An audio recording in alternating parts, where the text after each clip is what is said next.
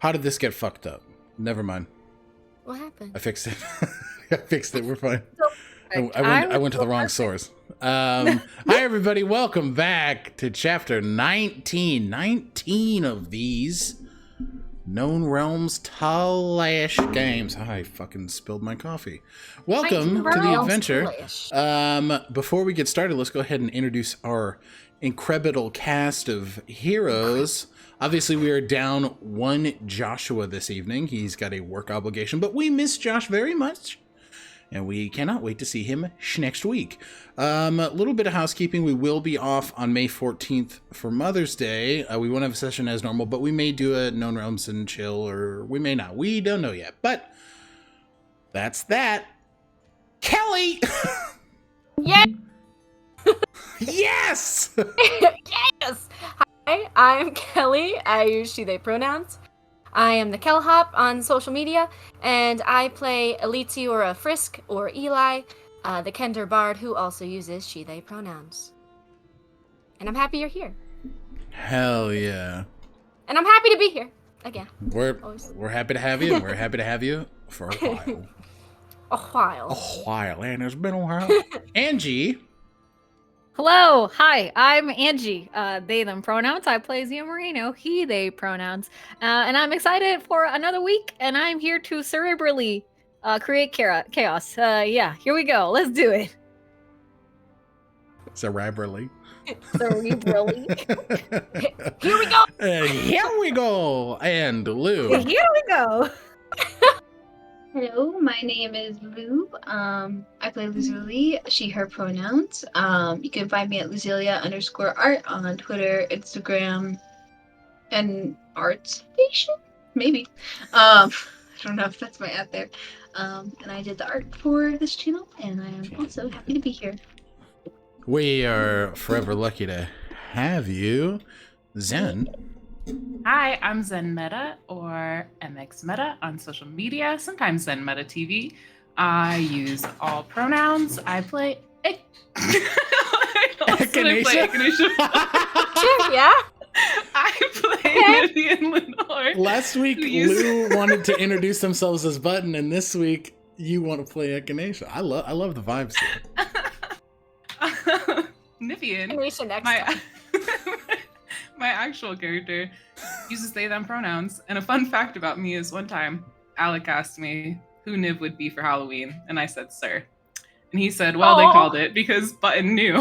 And then he said, follow-up question, would you be slutty, sir, in just a little bit of armor and a helm? And then I had to get off the internet for a while. Yes. I didn't know. Forgot about that. I didn't know that I Celebrity Quinn. asked something that... Button. Hi, my name's Button. I play. Wow. I can't do Mario's voice, but I can do Waluigi passively. Holy fuck. I'm Bluebluebutton on social media. My pronouns are they, them, as are Echinaceas. That's who I play in this game. Although Zen can play them if he wants. No. If you really want. No, I could not.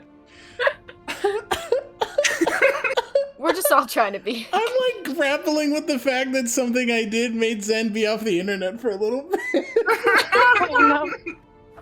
Immediately did push-ups about it. Is that what you went to do your erotica like retreat for? Oh my god. No, this was like months ago.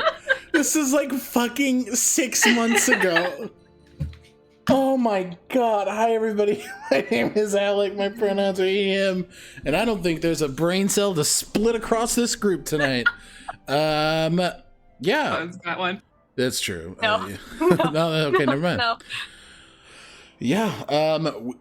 Oh God. We are going to go ahead and dive into this adventure. We have a read-in this week. Big ups to Button, who helped me write the majority of it. Thank you very much. You're my fucking hero.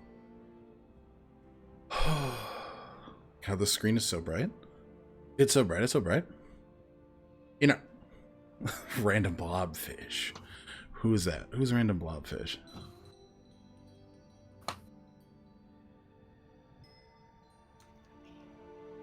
No. It's me. I am Random Bob. I want to read along. You're fine. It always freaks me out. I send you guys a link and I'm like, who is that? A hacker. Now we got a Kiwi. In our last chapter, Not Alone, we pick up with Echinacea, Eli, Lazuli, Nivien, Sir, and Zio locked in a tense combat with the death hag Viola.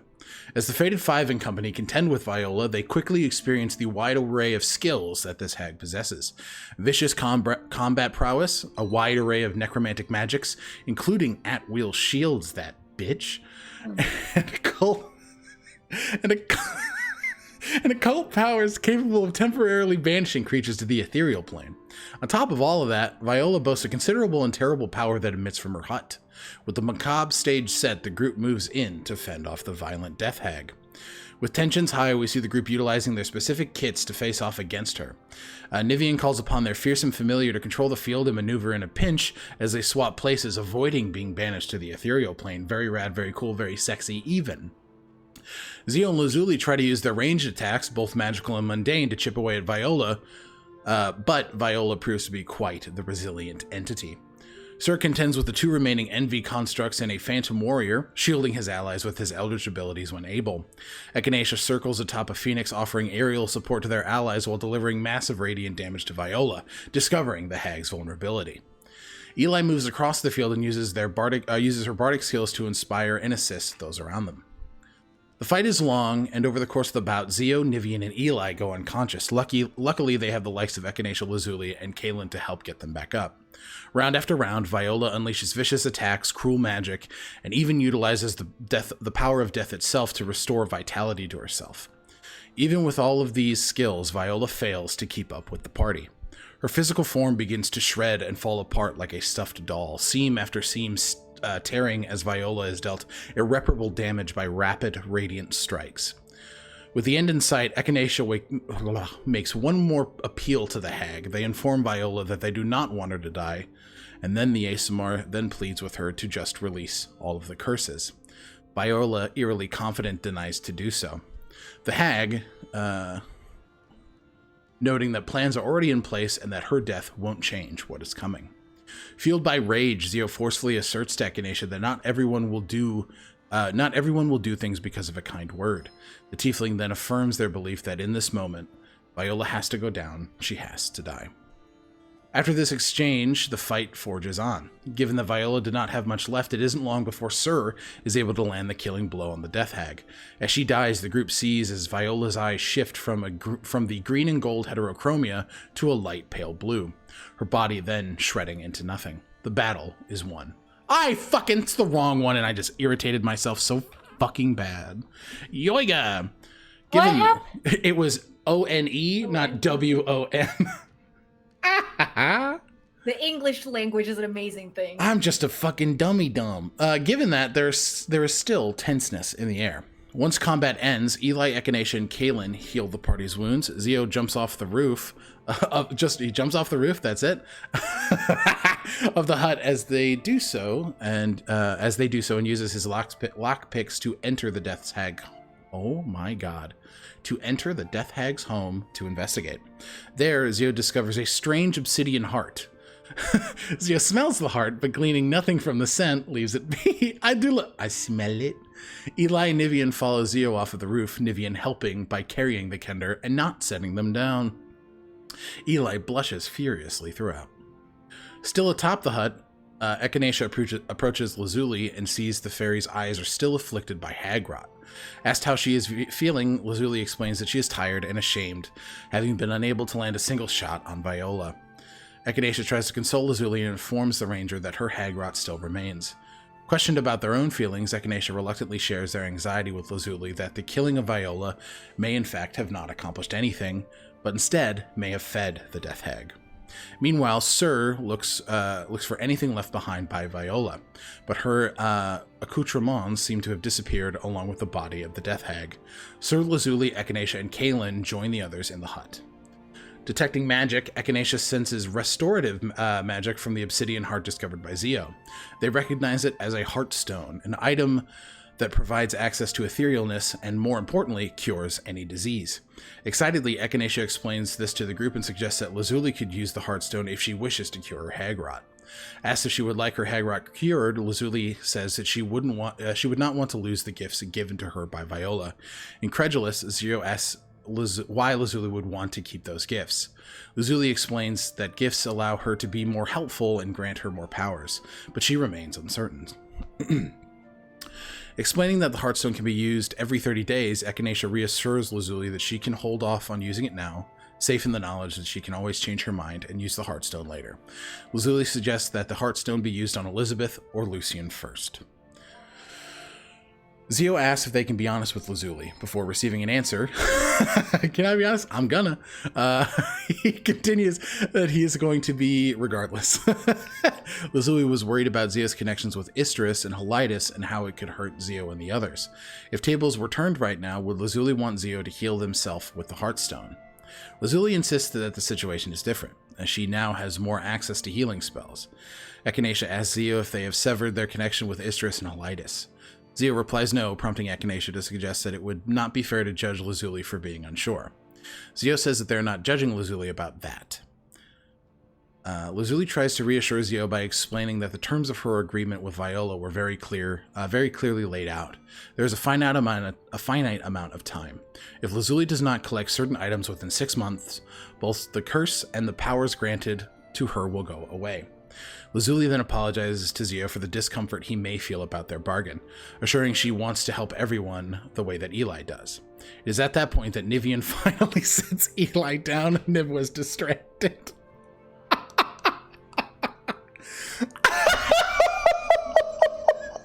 Sorry. Oh, fuck me. Still on the subject of Viola, Zio says... Zio says she called Sir inhuman and was going to kill the party. Zio rounds on Echinacea, furious with them for considering sparing Viola. Before Zio can finish his sentence scolding Echinacea for seeing what Viola was capable of, Echinacea shouts that death feeds Viola. The party fed her by doing so. Zio insists that there was no other choice. Echinacea firmly asserts that there is always a choice. Zio insists that every choice ended in death. Every road ended in the party dying or Viola dying. Where Echinacea disagrees and says that they believe in life, Zio insists that they do too. With the single word clearly, Echinacea leaves the hut. Nivien turns to Lazuli and tells her that if she hasn't felt the burden of the curse and its cost, it may be too soon to decide whether or not to cure it. Nivien then follows Echinacea out of the hut. Sir raises a hand after Echinacea, but lets it drop and decides to investigate in order to clarify what he sees as a murky situation. Sir's armor goes partially ethereal as he uses divine sense, seeking out objects or enchantments beyond the heart that may give off a signature. Sir senses strong fey and undead signatures beneath the floorboards of the hut. With the aid of Sir's divine sense, Eli and Kaelin identify a hatch underneath the desk. With Sir's aid, the three uncover a trap door leading to a subterranean space. Seeing Zio fuming, Eli takes out a thermos of coffee and tries to hand it to them. When Zio does not take it, Eli sets the open thermos on the ground in hopes that Zio might change their mind. I love the decanter of endless coffee. I just think it's really precious. Outside, Echinacea tries to ground themselves by being useful. They discover that Viola was reading Fairy Tales of Ayosha and a Sir Declan the Gallant text. That bitch. That was me. I said that bitch. Nivien catches up with Echinacea takes the opportunity to note the changes in Nivien, notably the change in their eye color and the raven that they now summon. Nivien explains that they are now a champion of the Matron of Ravens, prompting Echinacea to insist that the matron could not have picked a better champion. True. Nivien says that they would not be here if not for Echinacea and asks if they would want to talk about the argument in the hut. Echinacea somberly asks Nivien if they think that death is the only choice. Not anymore. They did, but not anymore. Nivien assures Echinacea that there are a great number of choices, especially when Echinacea is around. Clearly regretful, Echinacea admits that they wish the party had fled and learned more about Viola. They open up to Nivien about their anxiety with their amnesia. They do not know in what ways their old self might have been a pawn. Echinacea hates the thought that the party becomes Viola's pawn. That the party became Viola's pawns today. Nivien agrees that the situation does not feel as resolved as they might hope, and that there is a great deal that the party does not understand. Musing on the situation, Nivien asks what Viola's reason could have been. What did the Death Hag want? Echinacea repeats Viola's statement that everything is in place. They fear Lazuli might have a place in that, but there may be more. Viola should not have known the party's names, but somehow she did. Viola knew that the party was coming, and she wanted the party to come. She seemed to know the party would try to solve this issue with violence. Nivien suggests that it could be argued that the party saved a great many lives, and that the group will find answers. Echinacea agrees and notes that they do not think the party is bad. They worry that they may have made bad things worse. Nivien assures them that some things have to get worse before they get better. That Lazuli will be alright, that all of this may be interconnected, and that this may be the workings of fate. Stalwart, Nivien states that if this was a mistake, the party will right it. Together they can fix anything. Echinacea puts their faith in Nivien with a mutual assurance that they are not alone. Nivien and Echinacea hug and return to the hut. I really love that scene. Inside the hut, who's this bitch? Kaelin sits beside the still fuming Zio. Kaelin assures Zio that it is okay to feel their feelings. Zio insists that they do not need to be patronized. Kaelin insists that he is not, and Zio says that they were not talking about Kaelin. Zio finds it upsetting to be patronized over their beliefs regarding life. The Warlock insists that it should be about the balance of life and death. Kaelin tries to assert people are allowed to have different beliefs, to which Zio is unreceptive. They insist it is simple, believing everything out there deserves a chance to speak comes to the detriment of their own safety. Kaelin asks if Zio believes the same about the situation Zio is in with Istris. Zio tells Kaelin that Istris is not in control right now, prompting Kaelin to ask what Zio will do when Istris is in control and asks Zio to do something that they do not want to do. Zio says that they know Istris wants things that Zio doesn't want, to destroy Sunwall and everyone involved with it, but Zio told him no. Kaelin suggests that in doing so, Zio is fighting for the same thing Echinacea is. Zio does not want Istris to die, they want to save him. Zio angrily demands that Kaelin not compare Istris to Viola. Kaelin pushes back in that moment. Istris wants to raise a city and kill its inhabitants. Zio is adamant that Istris is not Viola. He is not taking pleasure in death, he is in pain. That is the difference. Kaelin suggests that one day Istris will not be in pain. When that happens, if Istris still wants to kill the people of Sunwall, what makes him different than in that moment from Viola? Zio has no answer. Kaelin reaffirms that he does not judge Zio for how Zio takes lives, but he goes on to express the hope that Zio does not judge Kaelin for never having taken a life. Zio asks what that means for those in the party who have taken a life, and Kaelin reaffirms that it just means that everyone has their own way. Despite those differences, Kaelin considers everyone in the party his friend. Exacerbated, Zio shouts that they don't understand why this is so complicated.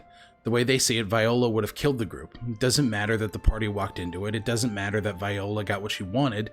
When it comes down to it, the party had to protect themselves. Zio asks Kaelin what he would have done if he was the last one standing. Kaelin replies that he does not know, as he has never been in that situation before. Zio tells Kaelin that he doesn't feel safe if the last person standing isn't willing to kill. Eli chimes in that the coffee sure smells good. Kaelin takes pity on Eli's efforts and drinks from the endless decanter of coffee, breaking the tension. He follows Sir to the subterranean space, but not before reminding Zio that people are allowed to be different. It's how we choose to act regarding those differences that matters. Sir takes point as the party regroups in the subterranean space below Viola's hut, noting a heavy presence of necromancy as he proceeds. Sir first sees a dormant teleportation circle, but his eye is immediately drawn to an awful, eerie sight. Cages holding skeletal remains and a wall to ceiling-sized green heart beating and full of bodies. The heartbeat, Sir realizes, is dying. The party realizes that the death hags gain power from creating covens, consuming them and absorbing their power into their hearts, and living off of the remnants of their sisters. Eli searches for someone who might still be able to be saved, but learns that the only means of saving any of these consumed sisters is via a resurrection spell. Sir steps up to the heart and casts Ceremony, invoking a funeral rite as a means of sending Viola's victims to a final resting place. As Sir does, his cape begins to billow of its own accord.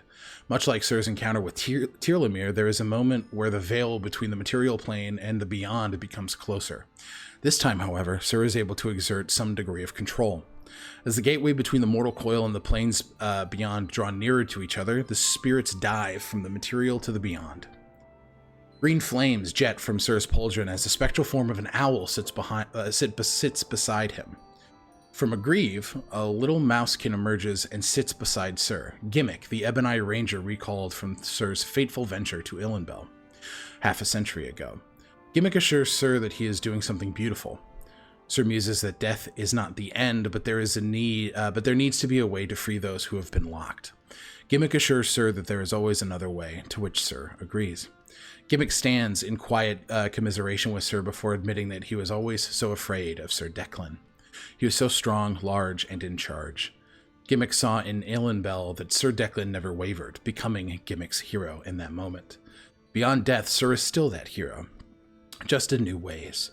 For once, Sir takes the compliment and rests his hand on Gimmick's shoulder. Sir thanks Gimmick for living for the Ebony and is glad Gimmick found peace. The mousefolk tells Sir he is still rooting for him. Heartened, Sir says that there is still much to do. Gimmick agrees, still much to be done. In that moment, Sir takes his first step down the gallant path of his prelude. By the end of the ceremony, each of the skeletons turn to dust and the heart stops beating. The magic of the space fades. As the group investigates the space, Zio uses their lockpicking skills to open a large chest in the back of a cavern. Inside, Zio finds a collection of trick weapons almost tailor-made for the group. Because they were. Wink. Selecting Simon's bowblade for himself, Zio informs the party of his discovery before heading above ground and playing with the bow and discovering it can transform into a scimitar. As he passes Kaelin, Zio notes that Kaelin has killed before, citing Kaelin taking down the construct summoned by Viola. Back in the chest, Nivien finds a longsword that transforms into a great hammer. Sir finds a halberd that transforms into a kite shield glaive combo. Lazuli finds a rapier that transforms into an arcane pistol. And Echinacea finds a dagger that transforms into an arcane blade. And Eli finds a reveler's concertina inside the chest as well. As Sir's ceremony is completed, Lazuli, Echinacea, and Sir ponder what to do about the teleportation circle. While discussing the possibility of keeping an eye on the circle, Lazuli asks if there is anyone they could ask to check in on the space. As Lazuli mentions Casimir or Ishwar, Echinacea has an idea. Casimir can scry on the space. With that, the Aasimar grabs their sending stone and calls on the Elder Mage.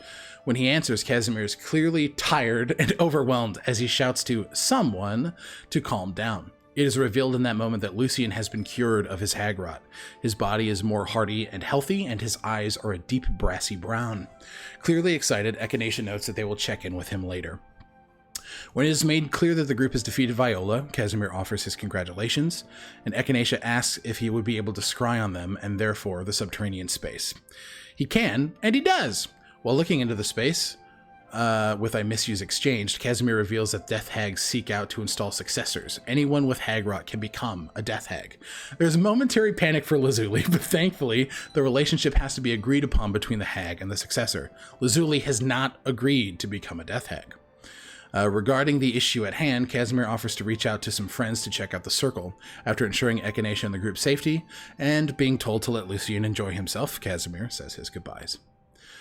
Now the group goes about investigating the space. Echinacea finds a map with Isle Thalor, Alden Gate, and Sunwall circled. The astute Aasimar also finds a few books, a book of Shenthir social etiquette, and a book of lineages. They take both. Nivien voices concern that the trick weapons that they received may be cursed, but thankfully they are not. Eli, curious about the state of life and death, looks for items relating to Viola's humanity. The bard finds a family portrait hidden in the mess of a desk. It depicts a dwarven man, a half-elven woman, and 3 children. While the family looks happy, the woman holds this look of yearning and ambition. With a smile, her eyes hunger for more. This image is a couple 100 years old. Eli reaches out to Echinacea to show them the image. Both affirm that it must be Viola in her life before becoming a hag. In this time, Echinacea offers to help Eli find contentment in their journeys together.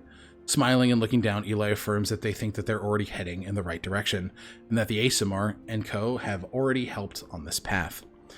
A path of self-discovery, one that resonates deeply with Echinacea. The wizard then tells Eli to talk to Lazuli as they share some things in common, gesturing towards the necklace of Aurelie. Before leaving the space, Sir, Lazuli, and Echinacea discuss a strategy regarding the teleportation circle.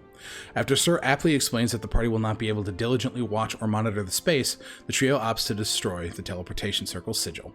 As it is destroyed, the group settles in the space to take a long rest. It is still Dwide, the 22nd of Alaint, and now the pages turn. So, all of you guys are opting to take a rest. Are you guys taking a long rest inside the hut? Outside of the hut? What? Why would we sleep here? It's a valid question. Do we have the abode? Oh, Yes. Yeah. Fuck yeah, you have the humble abode. Oh, this is... Leave. Okay, this will be Eli's first time seeing the humble abode. Okay, so I take it that you guys are traveling out a bit before summoning the humble abode? I would like to do that. I don't know how everyone else feels. I will say, as you guys get into the wagon, all of you sort of pack up, get your things ready. Obviously, these new items and weapons that you've acquired. Sir goes to sit at the front of the carriage, not to drive it, but to just sit and watch. All of you see, as his form settles, the light begins to dim once more within Sir. He does not, unlike the situation with Tirlamir where he completely falls apart, he is still holding himself together. But it is clear that Sir is not occupying the same space that he normally does. He is dormant in this moment.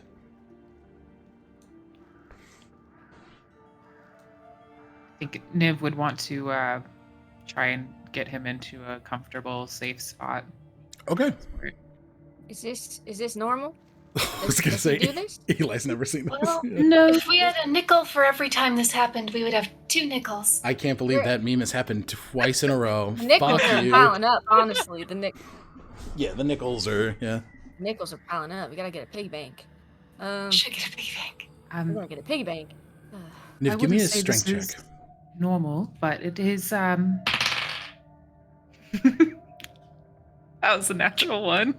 No, get it out of the way. It's good. Get it out of the way. Just pull Sir on top of myself. You fall, and Sir's dormant body just kind of boom, lands on top of you. No.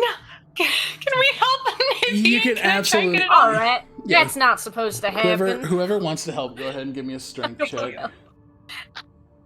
Jesus. Well, I rolled a 10, so 9. Okay, Echinacea, you're not moving. I got a 12. All right, I will give Nivien an additional roll to see if they can help working you together. too. Yeah. Okay, natural 20. Okay. What? You guys see, Eli and Echinacea, unfortunately, you guys aren't really, like, this is not your strong suits. You're not really budging this form, but you guys both see as Nivien, one-handed, just sort of pushes up, and Nivien, you see as a spectral raven pushes up with its wings and just says, I have your back. Thank you, my friend. Of course.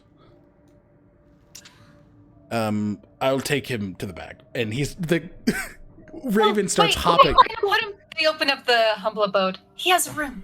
Oh, Eli, you see as this small piece of white stone unfurls into this very beautiful, humble home.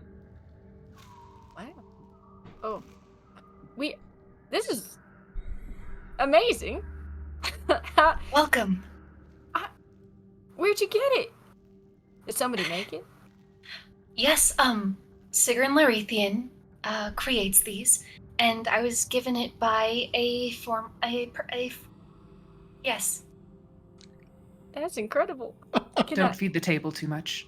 Don't feed the table? The table?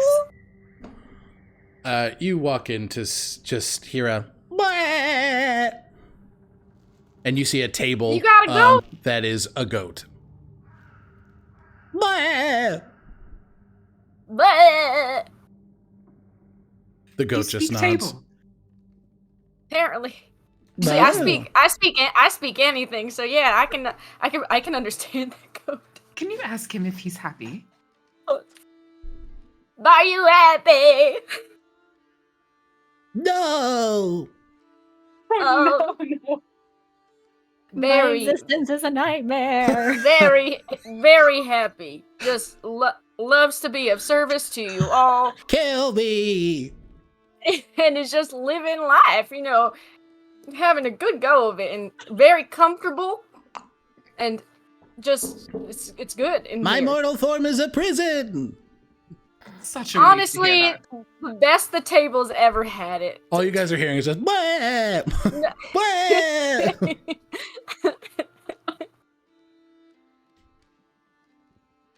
All right, so we're in the humble abode. I would like to point out that Zio does not go in. You do not go in. Where do you go? Zio remains outside, in the cart, and if it gets to the point where he's uncomfortable in a cart, he will probably climb up a tree.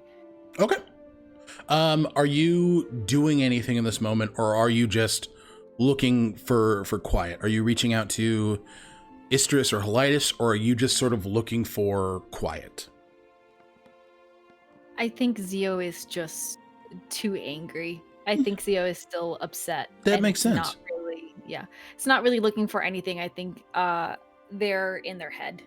That makes sense. I will say, you hear just a quick ping in your mind. We made it back to the Isle.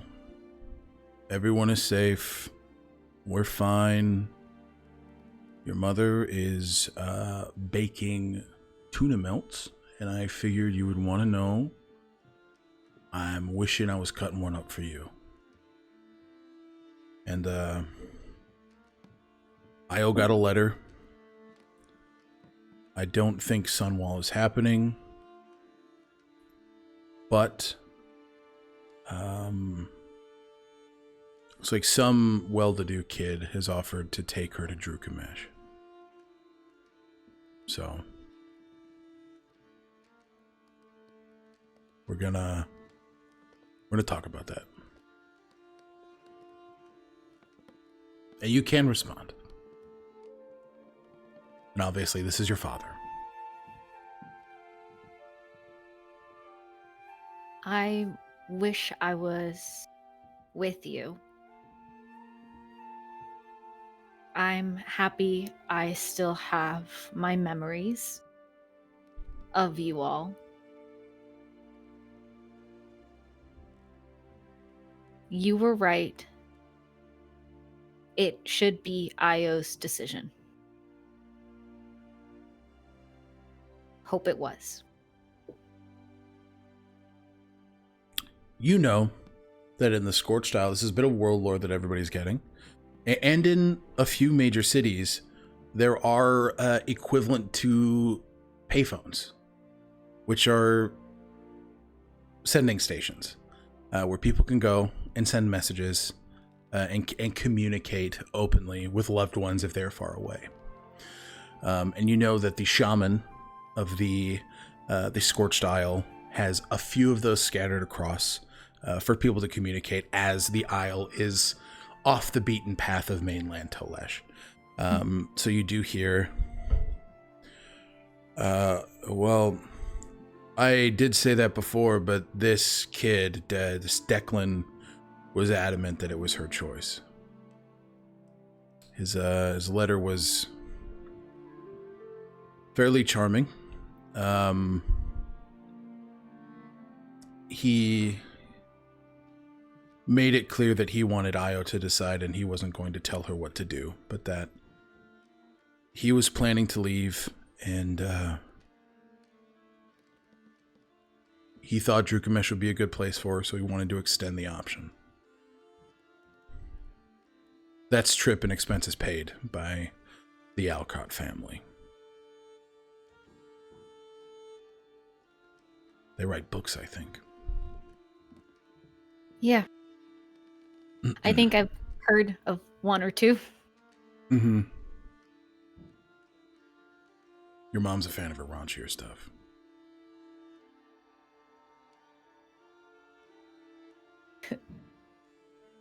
I haven't come across those, but that doesn't surprise me. Neither have I. Wink. I said wink because you can't see me. I miss you, Dad. I miss you too, kid. I miss the Isles. Oh. I've been on land for a long time. Yeah. You always got a bed. You always got a home.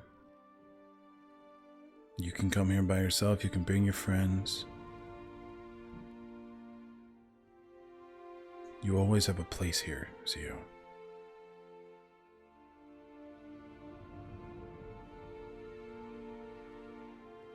I'm still trying to find my purpose. Whatever that might be. Well, the good thing about finding your purpose is that you're not supposed to do it quickly. You're allowed to make mistakes. You're allowed to stumble. You're allowed to fall. You'll find it at your time when it makes sense for you. Don't beat yourself up, kid.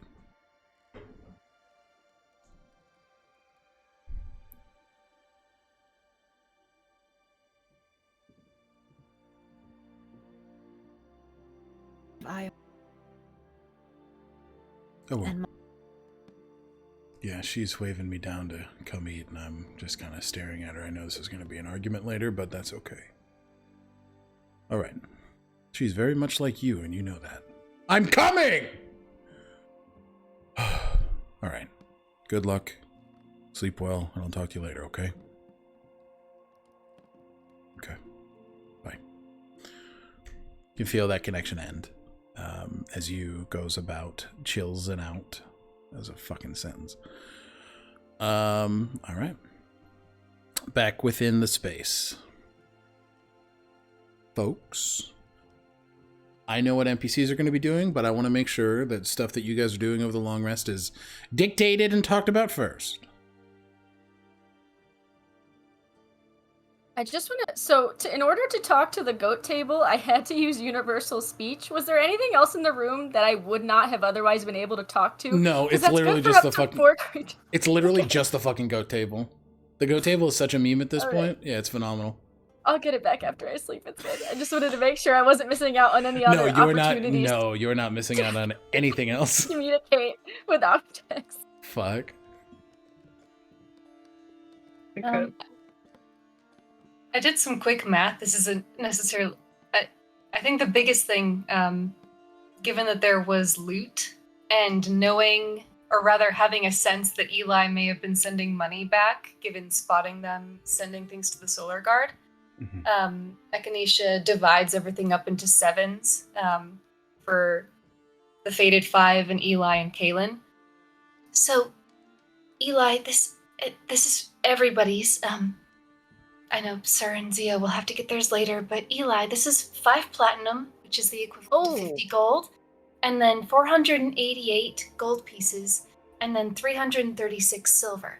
Whoa! They're just equal sevens. And I'll put that in the chat, but everyone can add that to their tables if they want to. Oh. Thank you for doing the math. Yeah. Okay.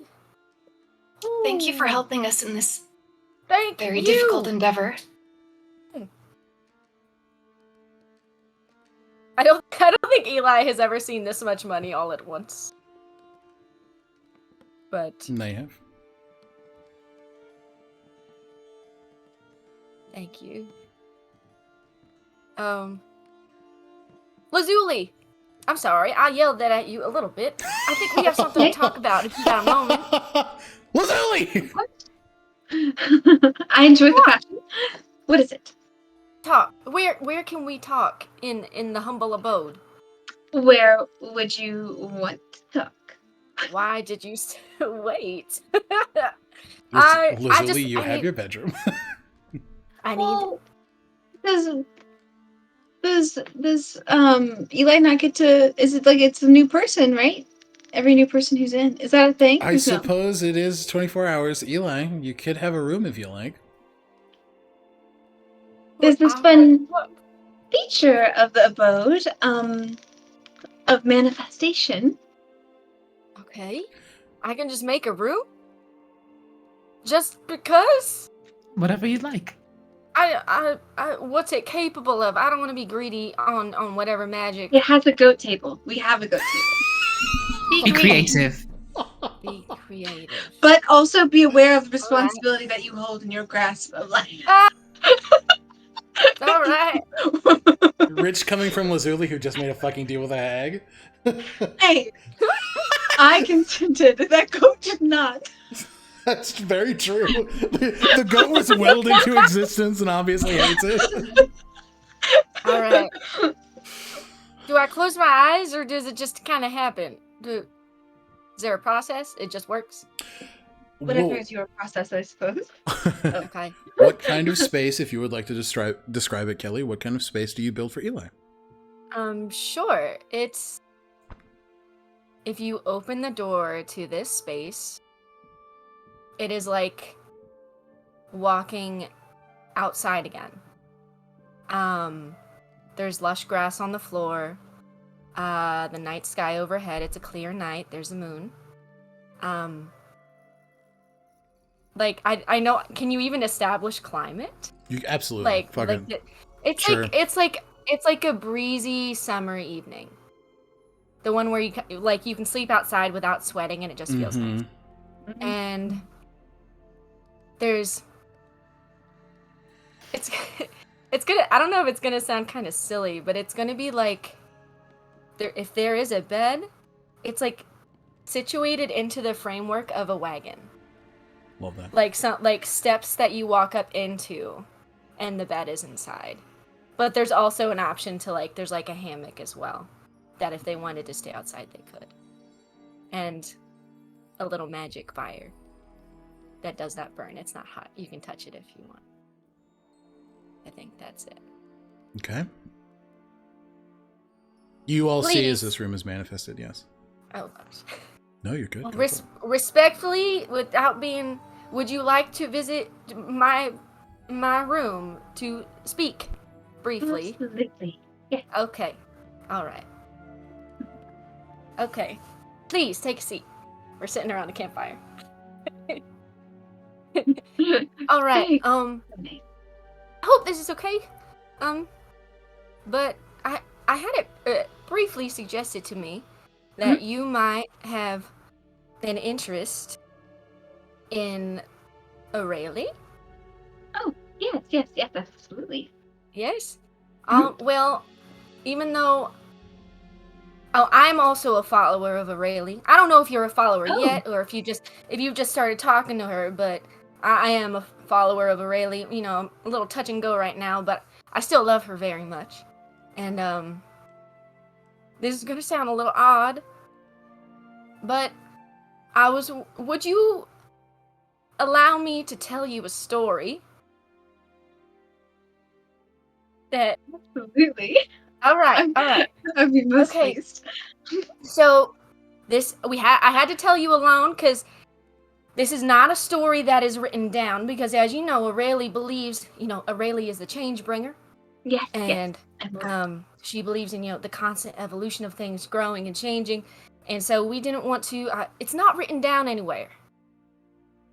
Because it's passed down from person to person because the next person needs to be able to make whatever changes they want. So it's from me to you, and the next time you meet someone that you think could be a follower of Aurelie, you could tell them the story. Well, that's marvelous. All right. And it's a little, I'm sorry if it's a little, it is a kid's story. Your parents tell it to you. I didn't make any changes to the version my mom and dad told me. Because I really like their version. But if you hear this and you decide Aurelie is for you, you can make whatever changes you want to the next person you tell the story to. Does that sound really good? Takes off her jacket and puts it around her kind of from the front to snuggle in. All right. So the story's gonna make it sound a little bit more epic than it probably is. But it is called the Fall and Rise of the Sunflower King. Once there was a beautiful valley where the grass was always green and the flowers always grew and the sun was always shining just right and the sky was just beautiful. And in this valley, there was a large field of sunflowers. And they were beautiful and people came from miles around to see the sunflower. But in the middle of this field sat a hill. And on the top of this hill, which not many people ventured to, was the Sunflower King. And he was the most beautiful of them all. And he sat atop the hill alone. Because he always said, the sun was all he would ever need. He did not need his brethren below. He did not need anyone to visit him. He did not need any animals or anything at all, just the sun. And so his face was always staring upward at the sky, because that's all that he would ever need. And then, of course, one day, a drought started to stir. For the first time in a millennia, a terrible, terrible drought. The flowers wilted, the grass turned brown, the soil cracked and hardened, and the valley wasn't what it once was. But the Sunflower King still said, he looked up at the sun and he said, as long as I look at the sun, I have everything I need. I don't need anything else. This is the way. This is the way of doing things for me. Just the sun. And so, the rain eventually came and broke the drought. But the unfortunate circumstance was the rain that fell down just slid down the hill because the soil was so dry and hard that it just went right down the hill to the rest of the sunflowers at the bottom. And so as they began to come back and to bloom again and to be beautiful again, the Sunflower King sat atop the hill with nothing. And he still said, the sun is all I need, it will be fine. And he sat there and he looked at the sun until he started to doubt. And for the first time since he'd grown to his full height, his neck began to bend and his face turned downward. And as it turned downward, for the first time since he was a young sunflower, he looked down on his brethren and saw a small girl. And she had a pail of water in her hand, and she was still trying to tend to some of the sunflowers that were still bouncing back. And as he looked down, she looked up at him for the first time. And she climbed the hill with her water. And she watered him and made sure it went deep into the soil. And he looked at her and thought, can I still make it? Is this something that's good for me? And she visited him every day until he was tended to. And she read with him, and she had snacks with him, and she played tag with him, which really just involved her running around him, but he still enjoyed it. Until he felt well again, and he felt right. But after that, he didn't always turn his head upward. He looked at the world around him, and he saw it was richer because of it. And she visited him every day, just like the rest of the sunflowers. And it's a story meant to when you boil it down, it's the lesson behind the story is what defines you today does not have to define you tomorrow. And sometimes change can give your life new life. And that is the story of the fall and rise of the Sunflower King. And now it is yours. And you can do whatever you want with it. But as somebody who maybe is starting to see the beauty in Aurelia, I thought you deserved to hear it. What a magnificent gift. Thank you so much. Of They're, like, course. clapping and like, Of course. I'm just excited that I'm excited for you. Have you spoken to her yet? I have. How'd it go? It was nice. I met her in both of her forms. Or I've seen her in both of her forms. Both beautiful and unique. And Oh, you saw the big one? Oh my god. I saw her today, actually. Whenever Really?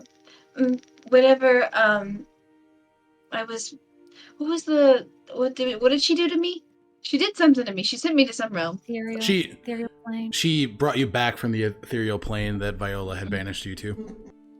When I was banished to the ethereal plane, I called to her. There was so many dark souls. Sorry. My brain has so many brain worms. Back in character. Whenever I was in the ethereal plane, I was surrounded by these dark souls screaming, and I didn't know anyone else to call to. And she helped me come back. That sounds like her. Yes. She helped me today too. Did she? Yeah, she did. She must have still been in the neighborhood, you know? Perhaps, yes. I don't know how planes work with proximity and such. Seems like it's not. I can't pretend I do either. That's quite hand wavy, but if it works, it works. Exactly. Yeah. I mean, but if you ever want to talk about it, I'm here to listen. I suppose I don't always know what to do when it comes to celestial beings and deities. They seem like something useful, but I suppose I also see them sometimes as more not human, but I don't know. They have their own needs and wants, and potentially not even to be wanted, but just to be seen and connected to. And so, in a way, I feel like my deal with the hag was transparent. I don't want anything. Didn't want. I don't know anything more from her than that equal exchange. It was upfront, transactional, but honest, and I hope. But with something else, more long-term connection, it's something that would be curated, and there's a lot of emotional investment. And I don't know. I don't know what to ask for when it comes to that, because it's not so cut and dry with, this for that. Yeah. So, but I do. We've been to Eye of the Lore, and there's a statue there of her, about her, and I connected to it. So, yes, it's still a very budding relationship. What I can say now, mind you, I'm a bard by trade, but I don't. So I don't have any sort of like formal act or anything with a Rayleigh. Sure. But I've never felt unsafe. I've always felt that she's wanted the best for my family and me, and I've never felt anything untoward about her. If that makes you feel good about talking with her further. Certainly. Thank you. I am. Let's see. I was going to say, I think.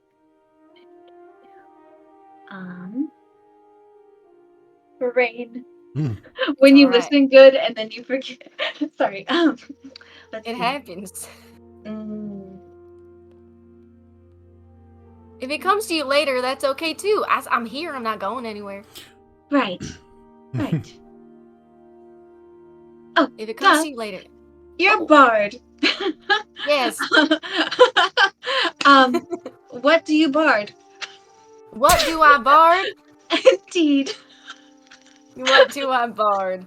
Well, I don't know what the proper verb is for that. Because there's so many: sing, play, bard. Well, so to be honest, I kind of stumbled into being a bard just by virtue of how I was raised. Sure. Which was? Well, it's a story. You got time? We are by a fire. That's true. It's the prime climate for this. I was raised with my mom and dad. I'm the only child, and we kind of, I wouldn't say we're entertainers exactly. More so, my mom and dad are in the business of passion projects, and it's whatever they are feeling in the moment. And so I'm pretty sure they're hustling burgers back in the city that I came from, but they have also made toys, and they've done magic shows, and they've done science experiments for a crowd, and they've sold elixirs, and they've done it all. I would love to meet them. I have so many questions. Not to say that they're good at it all. They certainly try. I don't know, but the knowledge, the experience. They are fascinating. They are a pleasure to talk to. I think you'd enjoy them very much. Indeed. And your own stories, it sounds like you have experienced much of their antics as well. Oh yes. Absolutely. I've been run out of towns. I've made best friends over the course of weeks and then had to leave. It was certainly a childhood to have. Eventually it got kind of tough when I realized we were poor. I didn't quite like the way nobility looked at me in the streets. Like I wasn't enough, So I decided to try something different, and that's why I am where I am now. For the Preservium Guild. Yeah. Oh, when you say it like that, I don't like it. I mean, from what I know, they seem to project themselves as an honorable guild, correct? Preserving and so I don't think it would be like, yeah. Sorry, I'm speaking as Autumn instead of Lazuli. I don't think it's quite the same as if someone were to directly hire you as a mercenary or a thief versus someone who was masquerading as something trustworthy and honorable. So we do put on some great shows at the Nightingale. I mean, I have to deal with some unhappy customers sometimes if their tickets are wrong, but I mean, it's not a bad place to work. It's just not very exciting for me anymore. I think. But we were talking about you, though. Don't flip this on me. This is the conversation. It's about. I know, but I don't want to bring it down. We were excited about Aurelia and we were bonding, and now it's a little sad. I think it's quite fitting. All right. I have a visitor. You say so. I have a quick question. Does the humble abode provide food? It does not provide food. All right. There's a kitchen that's stocked, though. I will say that you guys We do have a kitchen. Yeah. And I'm sure the others are curious about both your lovely room and also what we are. Oh, to there. Oh gosh. Eli leans out the door. It's like, if anybody wants to see my room, you can. Is that a weird thing? Oh, right. Okay. Well, if you'd like to, you can. I will say, Eli, Yes. for that story, I'm going to give you an inspiration point, and I added the inspiring leader feat to your character sheet. Wow! Yes!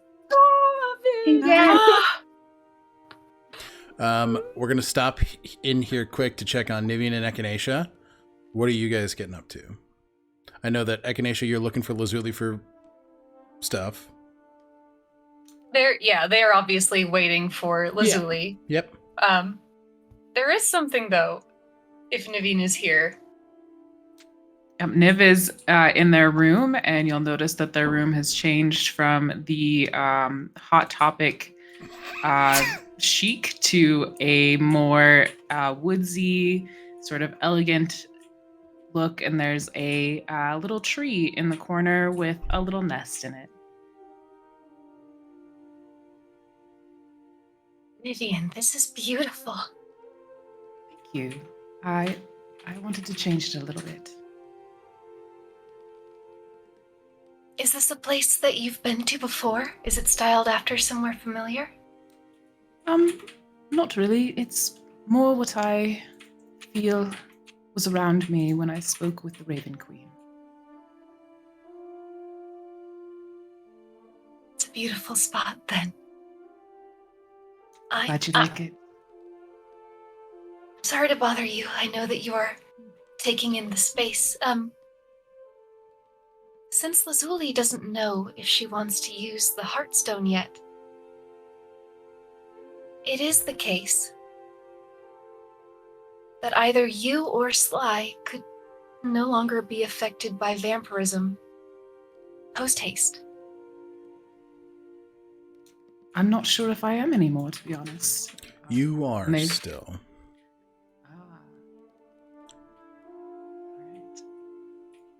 I would like that very much, but I do wonder if Sly needs it more than I do right now. Thought that might be the case. So I figured when we get back to Lockhinge, you two could decide together. That sounds wonderful, thank you. Very thoughtful as always. Just seems like something that should happen. I hope she agrees, and I hope she feels the same way that we do, and I look forward to my turn next. Thank you for always knowing what these amazing things are and finding beautiful ways to implement them. I don't know anything. The magic just tells me.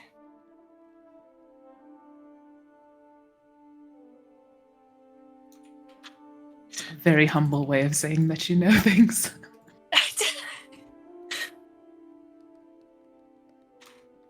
I'm sorry. I respect that, of course. No, I think I need to change my perspective. I have an above-table question. Yeah. Can I tell that Sir and Nivien's preludes have started on their paths? Absolutely, yes.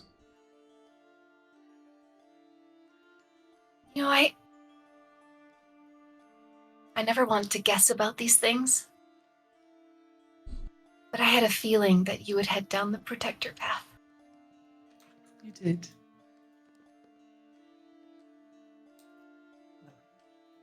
That means a great deal to me. Thank you for having that faith in me before I earned it.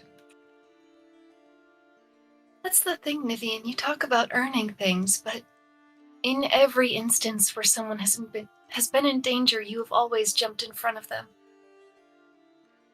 Always. It hasn't always made a difference. It's the thing about protecting people. Sometimes we don't succeed, but as long as we keep trying,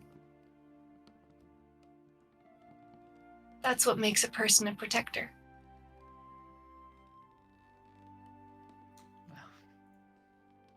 Niv's just bright red. You don't see it very often. Oh, okay. I hear someone calling me. That's all. I just wanted to They like unmake words out. You vacate the premises to where Eli and Lazuli are coming out. And then Nivien, I will say, you are stopped by Kaylin, who just sort of, if you have a moment, I would love to sit down and check in with you, if that's okay. Of course. You don't have to, but I just No. Of course, please.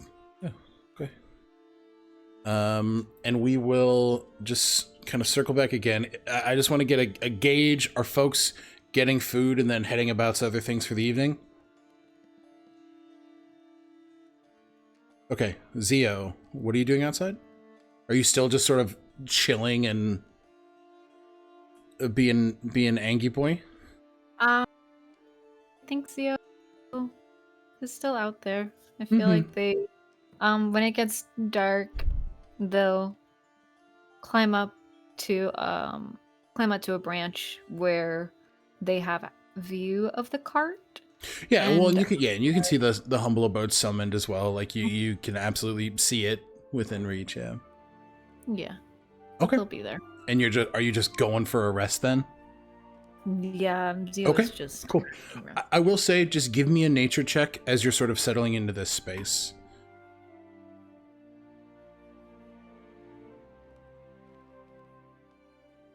It's a 19. 19. It is still eerie, the space around you. There's still this air of eldritch influence. And you imagine that will linger for a bit. But you don't feel any threats or anything like that from nature itself, right? So you feel, I will say, you feel comfortable enough to just sort of rest in your perch and sleep if that is where the night takes you. Okay. All right. You go ahead. And I will say, you can tick off a long rest if that is all you're aiming to do. Yeah. All right. I feel like Zio would probably is sleeping, but also like being as like they are a guild member, like they are actively. You're setting yourself up to be diligent. Yes. Yeah, so absolutely. like if they hear anything, they will be like. Okay, I'll just say give me a general perception check then. I would say my passive is 13. Yep. So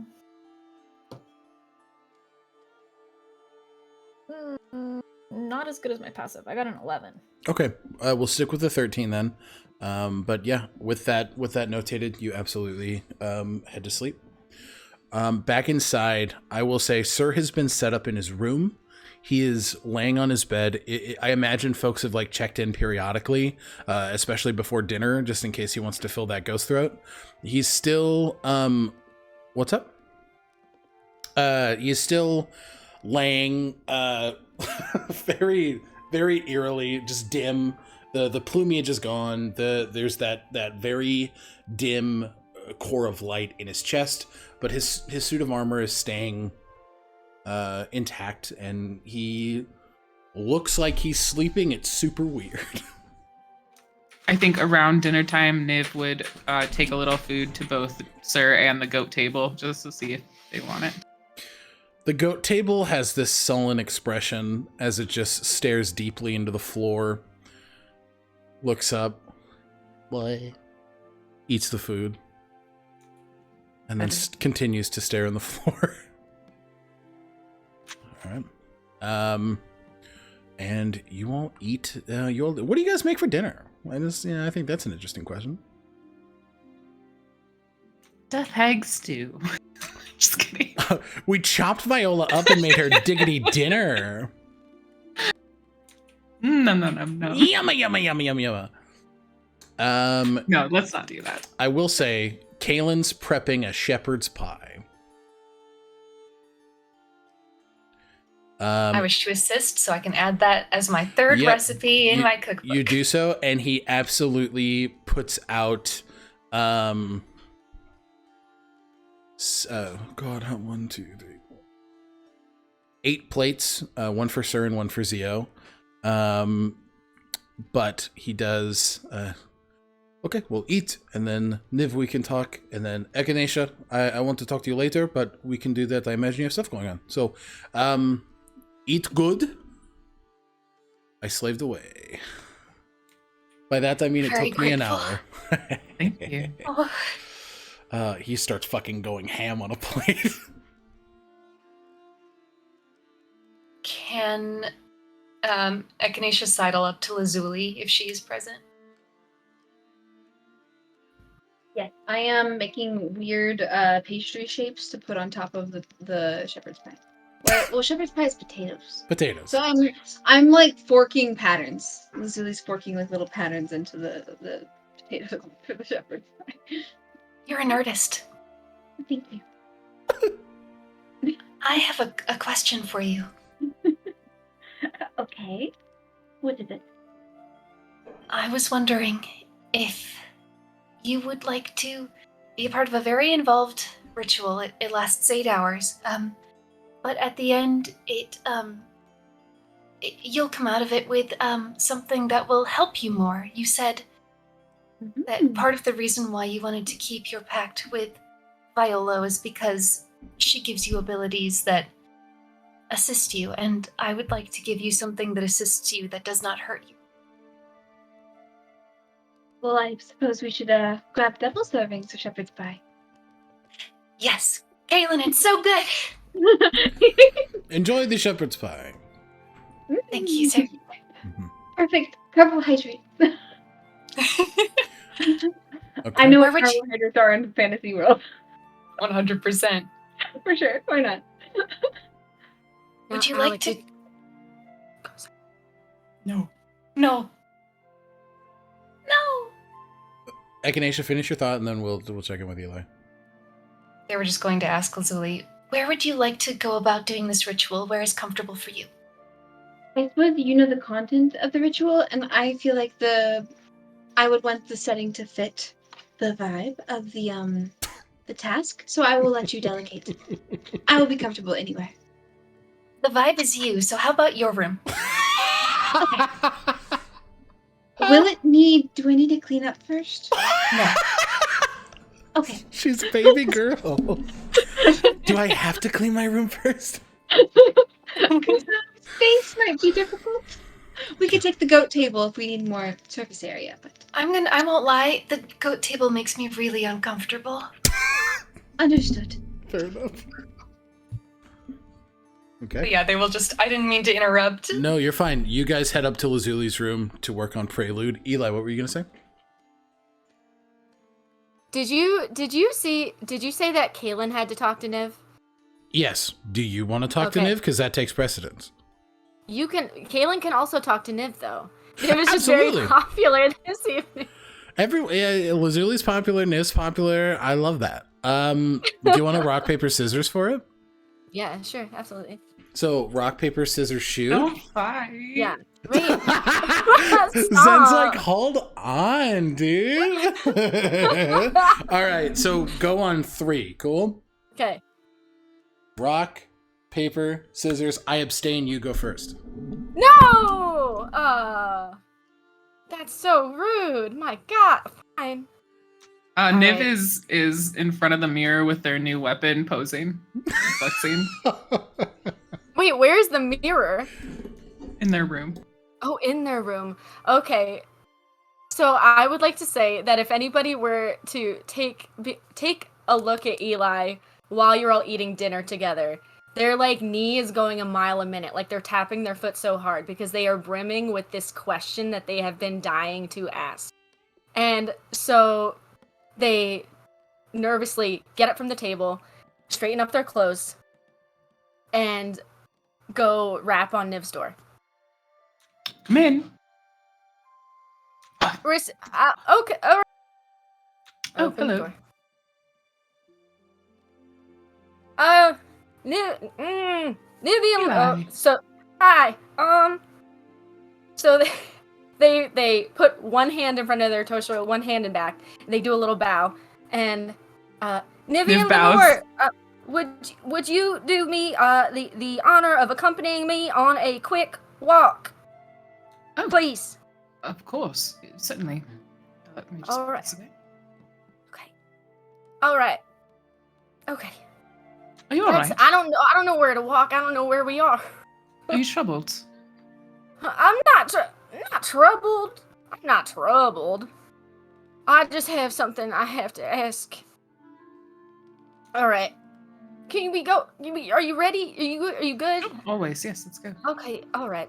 Come on. Okay. And I feel like Eli is going to try to find a clearing that is nearby that looks slightly less sinister than the rest of this recovering forest that we are currently in. They're going to try their best. I will say that's pretty difficult given the general space is kind of We'll make it work. I will say though, We'll make it work. you do find what looks to be a small moonlit copse that is just filled with an array of fungi.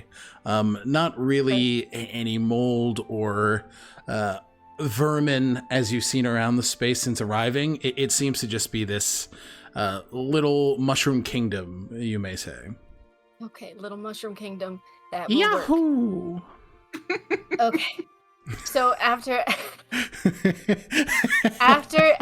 Eli finds this spot, turns around to face Niv kind of stiffly. It says, I have something that I've been really wanting to talk to you about. Right, sure. Okay. All right, and here it goes. All right. Okay. Well, all right. So Right. the thing is, I've been I'm a little curious about something. So basically, all right. So here's my theory. Right? Here's the theory. All right. When I first met you, you swooped in to the windmill, and you were doing like blood curses, and it was badass, and you were like so serious and like amazing. It was amazing. Thank you. And then shortly after that, and I mean you were lovely in that moment. And Eli totally didn't Literally mean to 15 say that, minutes later, though, that they did something completely Eli did not. different. Eli totally didn't mean to say that, but it came out anyway. And then later, when we went to go fight Wit, something happened to you. I looked, and there was almost like a glamour, like a glamour was being stripped away from you, and you looked completely different. And I don't mean bad. I mean it's good. It's good different. Yes. You were radiant, and basically, what? I'm sorry. I should not have said that. No, that's. Well, Okay. I don't understand why you'd apologize for saying something so nice. Basically, I want to know if you're an angel. No, goodness. And you can tell me the truth. Listen, you can tell me the truth, and I won't tell anybody. You can kill me if I tell anyone. No. Don't kill me. Wait, don't kill me. Don't say that. You can don't say beat that. me up. You can beat me up if No. I tell anyone. I wouldn't dream of doing that. No, please. No, I'm pretty much the farthest thing from an angel. That is not what I saw with my eyeballs, but okay. Well, if you insist that I don't know how to take such a nice compliment, to be honest. Thank you very much. I'm gonna try. Listen, no, here. I had this theory built up in my head. You tell me how it is, and I will listen. I apologize. Oh, I understand. When I first met Echinacea, I thought they were a god. So I understand. But it's certainly not. I until very recently was quite monstrous and still a bit. of a vampire. Not completely, of course, just a little. And I also, what you saw, and I'm so pleased that you witnessed it, was, I believe, sort of a knighting, perhaps, from the Raven Queen. And I changed quite a bit in that moment, actually, quite profoundly. Well, you're telling me the truth. I'm telling you, if you are secretly an angel, you can tell me. But if I am secretly an angel, it's news to me as well, and I would tell you if I knew. All right. Okay. Well, I don't know if this is gonna be awkward now. Basically, Certainly not. I made you an offer. Oh, which could, what? But now it can just be a gift. Oh, I don't deserve either, but that's so kind. I made you. It was a gift. It's a gift. Wow. I haven't got anything for you. I feel terribly No, you don't have to embarrassed. give me anything. You deserve something nice. Oh, here, take some of my gold. I don't need wait, this. No, I don't want it. No, you said your family. Perhaps I'll just spend mine on trying to get Lazuli and Echinacea to make me cool things. So it's not. It's not like something I'm gonna give you. It's something I'm worked on. Oh, wow. Well, I'm very honored that you would take the time to do something like that. Okay. If you'd like, would you sit with me? You could sit. It might be better if you sit, because it's gonna be more. Oh, yes, sure. Okay. They pull up a stump and. All right. Thank you, Mithril Warlock. Eli rummages through their pack and pulls out a small pan flute. It's a little old, a little weathered with age. Pretty. It's a pretty little instrument. And all right. So I hope do you like music? Oh, very much. Yes. Okay.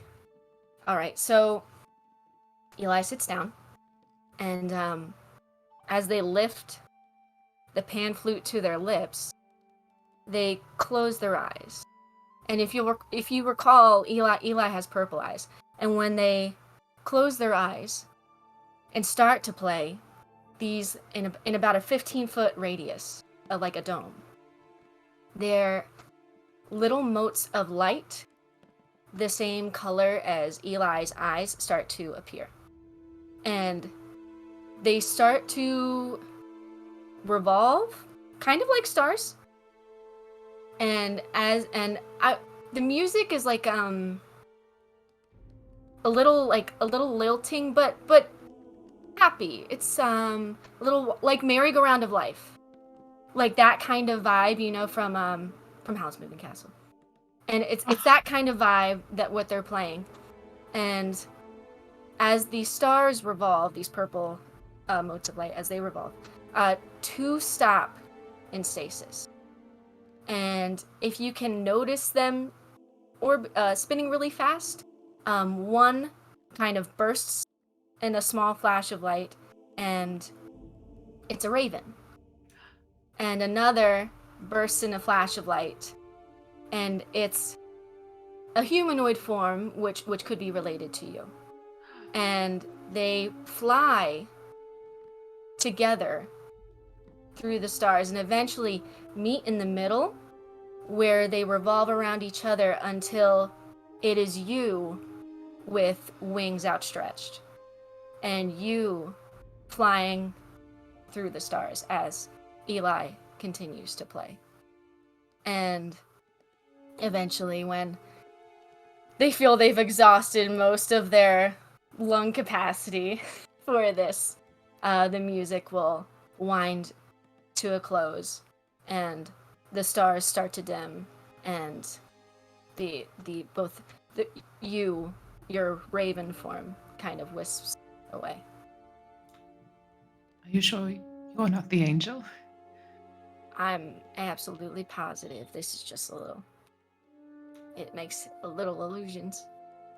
I haven't played it in a long time. I'm sorry, I'm a little rusty. No, please. I've never seen anything like that, and I feel a bit overwhelmed. Thank you. Thank you for sharing that with me. And Of course. seeing me like that. I'm glad you enjoyed it. May I hug you? Yes. Yes.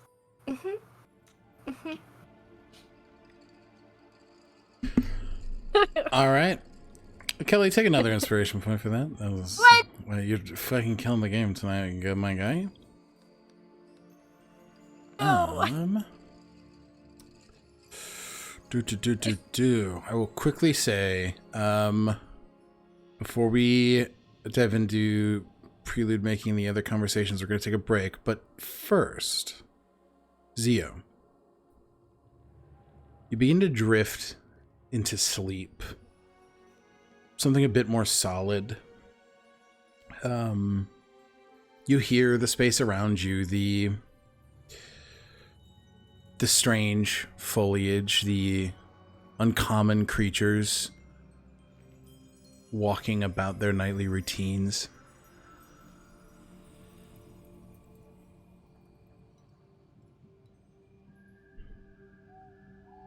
In this moment, you're met with an image. Liminal space. One you've been in before. But you are not met with any call. You are there alone.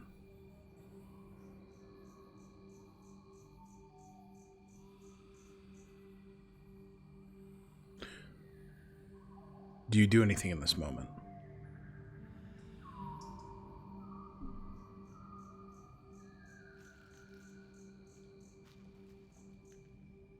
Here. Sorry, you cut out a bit. Oh, why am I here?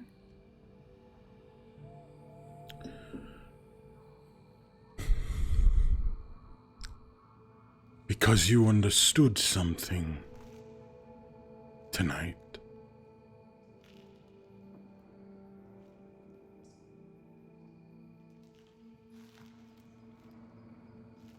We relate more than you would like to admit.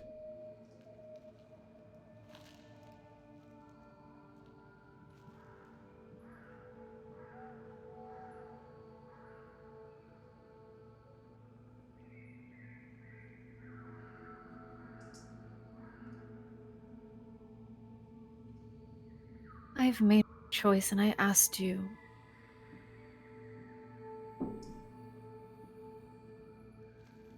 I asked you to give me space. You also asked me not to leave you. And I haven't.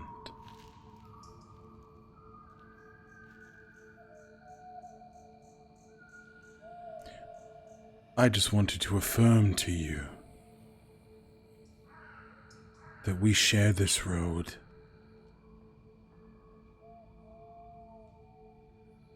And whether you see it clearly now or not, we feel the same way about a many thing.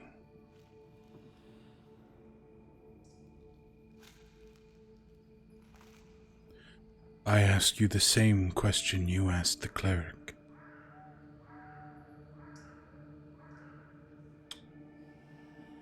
If you were the last one in a city of people who have wronged you, what would you do? That wasn't the same question, Isterus. What I asked him was that if his loved ones were down on the ground and he was the last one standing, what would he do? He was wronged, wasn't he? In this hypothetical. No, because he did not answer. He wasn't wrong or right. Was he wronged? If loved ones were hurt, he was wronged. As I said,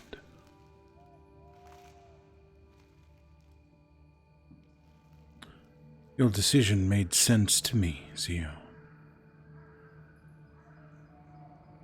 She had to die. Istris. Welcome in, readers. Hello, readers. Hello, Rocco. Sorry, Angie. You're good. Istris, you would do it solely for yourself. You want retribution for yourself and the pain that you feel. That's not out of protection to anyone else. That is out of revenge. No. That is where you're wrong, boy. Then tell me. Then tell me the truth. The balance of the current is what matters.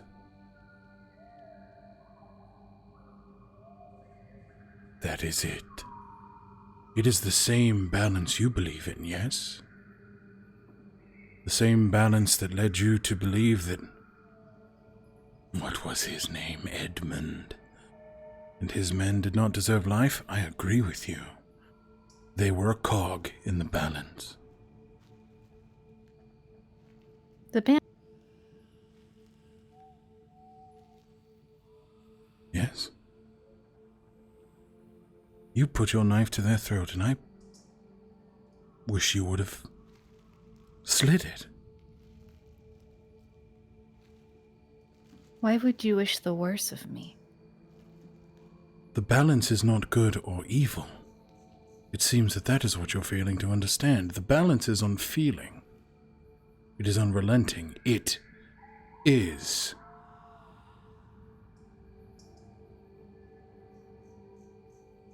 It feels like you are not understanding that. Maybe I'm not. Because I feel... Maybe it's not about understanding, maybe it is about a feeling.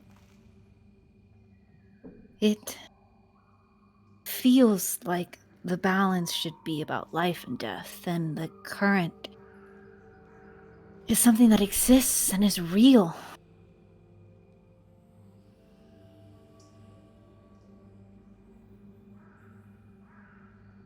And maybe that's the truth, but I am me. And I have my feelings.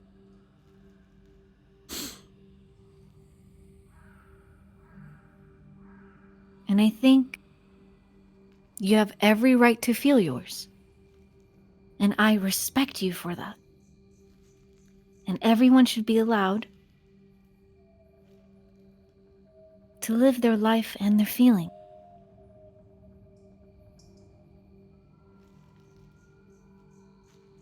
Again, I know I was difficult early on with you. I know I was childish but that choice was because I had a feeling that you needed someone to reach out to you. You needed the chance to heal, to feel.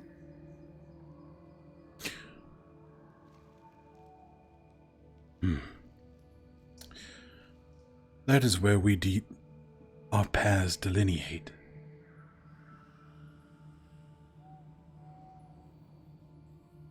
Balance and the current have nothing to do with feelings. As I said, they are what they are, regardless of feelings.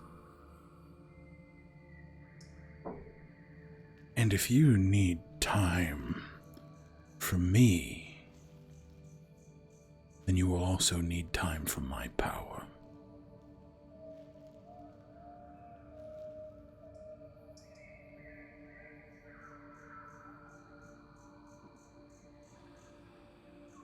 I don't want you to go, but not because of your power.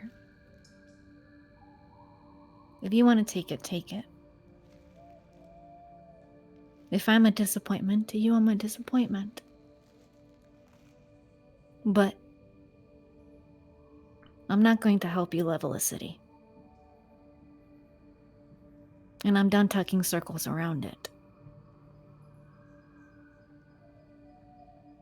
Fine.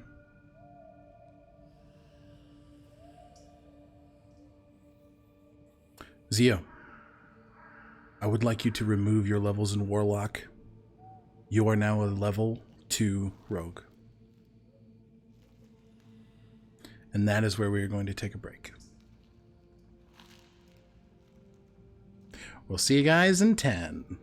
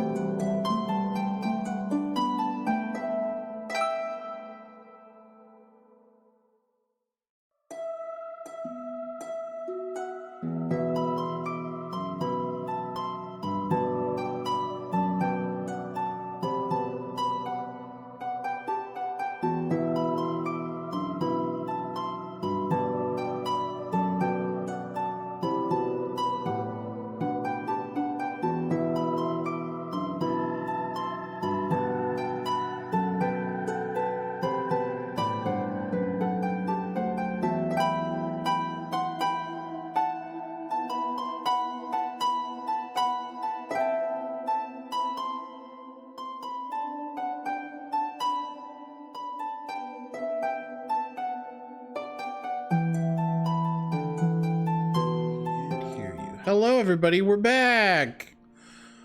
That was riggedy rough, huh, gamers? So, back inside. I imagine Eli and Nivien have gotten back to the humble abode at this point. Okay. And then, Echinacea, you are approaching Lazuli after dinner? Yes, I believe we are heading up to her room. We'll go there.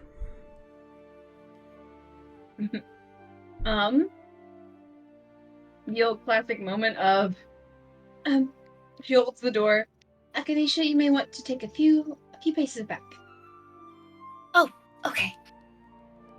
It's just the initial surge. Everything else will be fine. And she opens the doors and then like the... They go to cast defensive dome around Lazuli and then are like, oh, it's fine. Okay. It's about knee deep, so it'll be all right. You just have to scooch. Is this what Ishvar's home is like? No, it's me. I'm the problem. But I understand where everything is, so it'll be fine. You have a system. Yes, throw it anywhere you like. I just remember where it goes.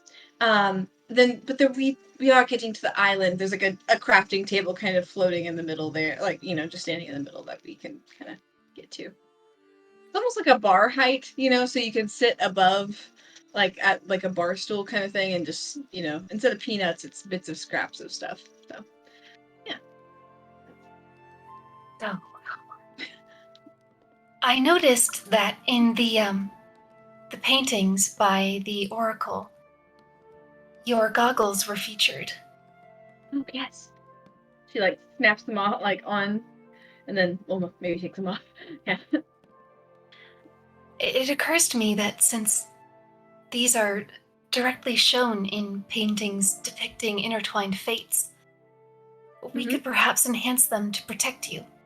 Oh, that would be fabulous. And well, the way I'm designing these, I don't know if you've noticed Nivien's face tattoo and Sir's cloak, and obviously Zio and Kaylin don't have theirs yet, but... Oh, there's going to be more? Oh, yes. Yes. Just pending time. There's this worry, and willingness.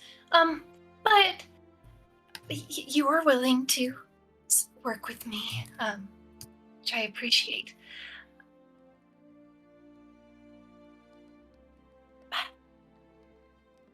The way that this has worked with Nivien and with Sir is that we have a conversation about the paths that you see for yourself. Oh, I see.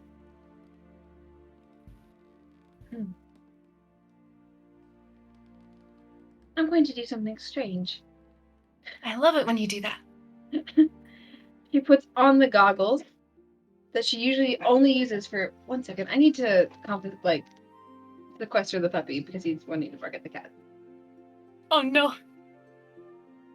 So I think in this moment, Echinacea will start personalizing the ritual. And I think at first they look at all of the odds and ends in the space and all of the doodads, and they go to reach for one to move it to be a part of the ritual, and then they remember that Lazuli has a place for everything. Oh no.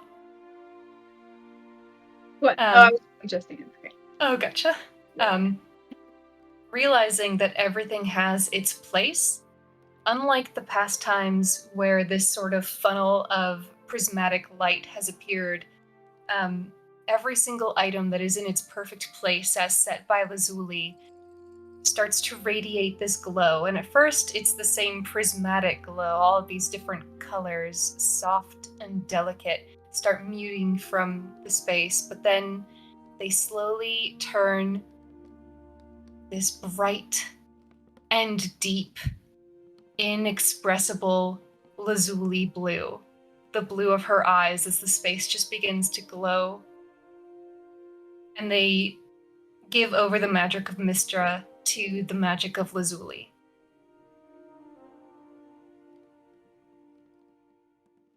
and I have my goggles on. And I don't know. I'm kind of, I guess, in a space where she's wanting to see if that will put her in a space that will help her see her path, if that makes sense. Echinacea, as you begin to set about setting this ritual, and Lazuli, as I mean, you've put your goggles on countless times, right? They're a facet of what you do and almost a piece of who you are, Kat. As soon as the transitional time that it takes to put them over your eyes, you see Echinacea, but behind them, you see this almost starlit space. Yep, exactly. This, you're fine. This starlit space, and behind Echinacea stands, given the context that you've had earlier in the day, you imagine what is another deity. Another one. Very tall, feminine, fully blue entity clad in ceremonial armor, 7 large wings. Echinacea, you feel just a small hand on your shoulder. I suppose we are here to have another conversation about another one of your lovely friends. That is all right. I enjoy the company, and I enjoy these conversations that you have with all of them over the 8 hours. So, it is more than fine with me, Echinacea. Lazuli, I am Mistra.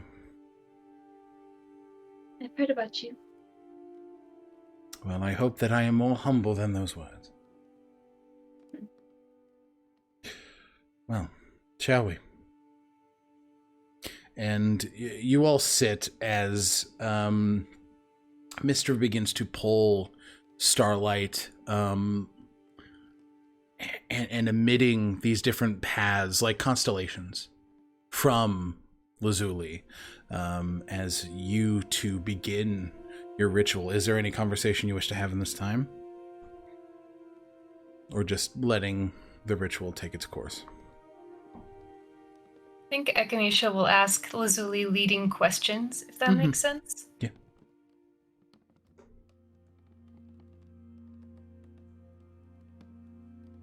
If you had to choose one thing,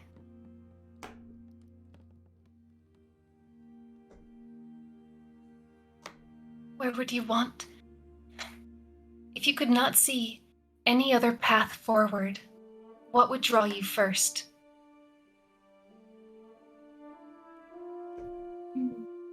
In a conceptual sense, or if I were lost in the woods? In a conceptual sense, I think. I see.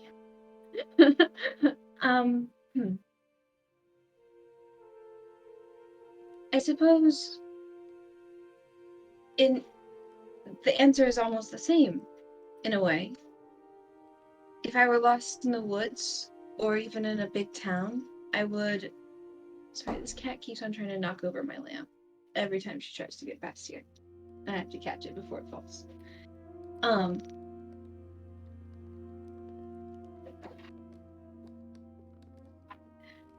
I would find the sun and which direction it was pointing, or some sort of constellation. I would find my bearings, and if I were lost in a conceptual sense, I would find my bearings, although those are a bit more abstract than the sun. So I guess I suppose I'm looking for my sun. I've already said that you all are my stars. But it's not fair to expect one person to be your sun, you know, even though suns and stars. Anyway, she's like fiddling with her like whatever gadget which she was left on the table, and maybe she even takes out the Vox Seeker to just like have it kind of skitter around.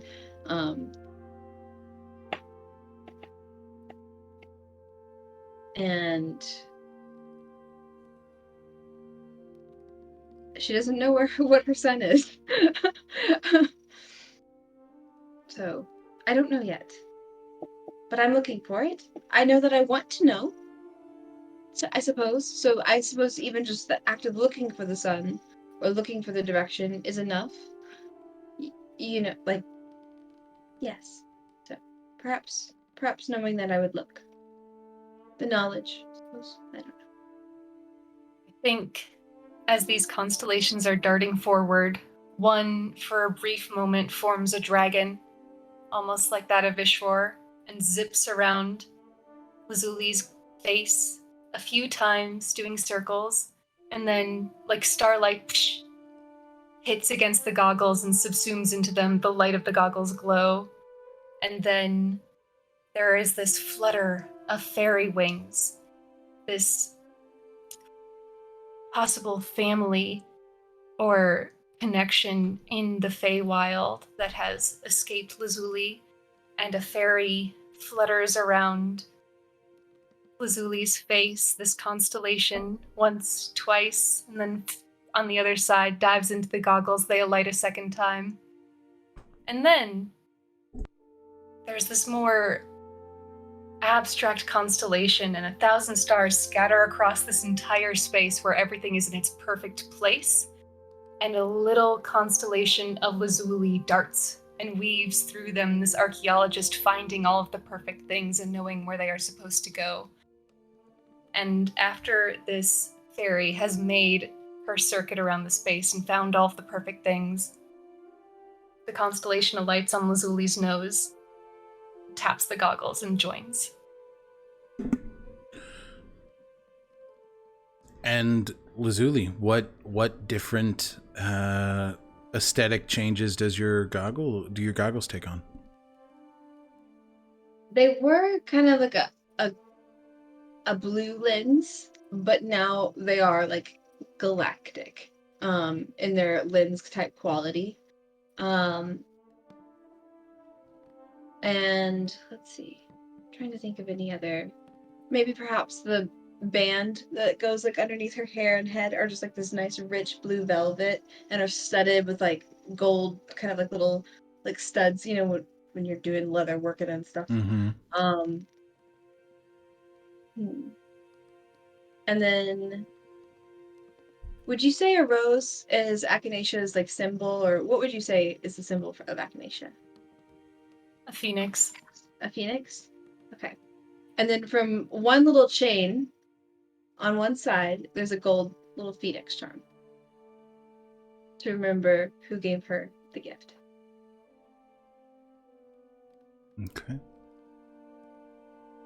Echinacea, both of you and Mistress C, as over the 8 hours this is developed and created. Lou, if you go to inventory and click manage inventory and type in the prelude of Lazuli, it's in there for you. Thank you so much. Yeah. I think seeing the chain, I think they're just struck by it. Yeah.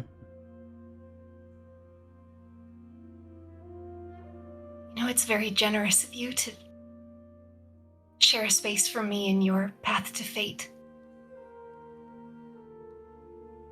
I couldn't have started on it without you. Not in this way.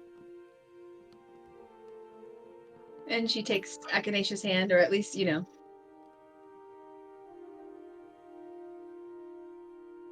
I appreciate that, and I don't think I could do what I want to do without you. I just want to reassure you that you are enough. How can I help you?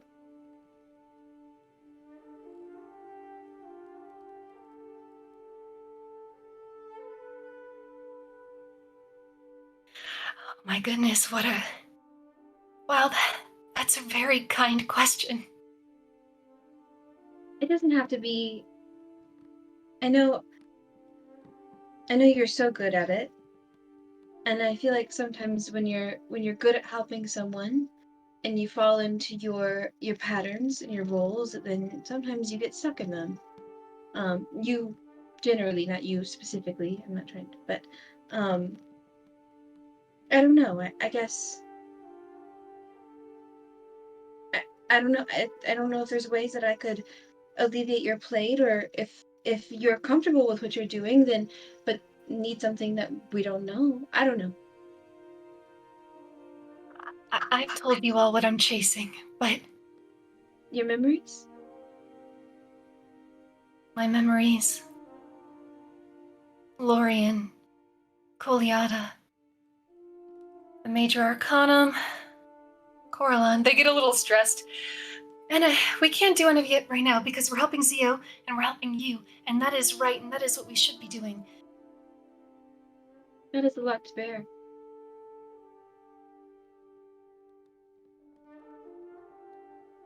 I know you are older, but in a way you're young. And that is a lot to bear. In some ways we are almost opposites. I feel as though I have no true path forward or true quest, but I like to help others, but then sometimes I don't feel like I know how. I know I can be, but I feel like I'm on the start of that path, whereas you have so many things on your plate and are so versatile and helpful in so many ways. With the people that you talk to, emotionally, just you can protect and you can fight, and and your skills are so immaculate, and your hair. Lazuli, everything you have just said, but you. They're like, they grab her shoulders. You see Mistress hands over yours, Echinacea? Here is what you can do for me. Try to see all of the ways in which you fulfill everything you have just said. I feel like you are looking into a mirror and wishing it were yourself when it is already the case. But You just described yourself to me. That still does not help you, though. I mean, potentially, like, not having to worry about me, but that does not help you. I will always worry about you. And you? Let me worry about you. That's fair. You can help me. Their eyes kind of twinkle. When you have free time, perhaps teaching me how to shoot one of those. And they point at her pistol. Oh, I would love to. They're quite easy. They don't look easy. I mean, it's just a trigger. Jesus Christ. The hard, Mister's the like, hard part is hitting what you want to hit. That makes sense. But there's magic to help with that, I suppose. Maybe. Mr. Waves. I'm here. Yes. Oh, magic. Generally, yes. She does an hourly elegance check where she does the Sandra Bullock miscongeniality wave, absolutely. Okay. You guys spend the time in Lazuli. You have your prelude. Both of you, point of inspiration. Okay. Eli and Nivien, as you are coming back to the humble abode, you see Kalen walking outside with a mug and a plate of food. He looks at you, Nivien, and says, I'll be right back. I'm just dropping food off for Zio. Oh, may I come with you? Sure. Give me, I already rolled for Kalen. He got a 24 on perception. So if you want to give me a perception as well. Ooh, 19 plus. You're kind of cutting in and out a little bit, Zen. Sorry, that is maybe actually my voice while I was thinking. You're fine. You're fine. My perception is plus 3, 22.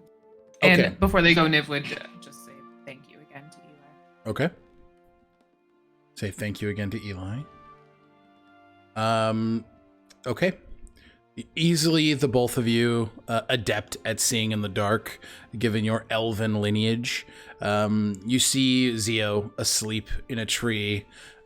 Zio, we'll say that this is a point where you have stirred. You're hearing the approach these two are not being stealthy. But given your intent to actively kind of keep an ear out, you hear his footsteps approach you. And just immediately hear hey, we made shepherd's pie. You wanted some food?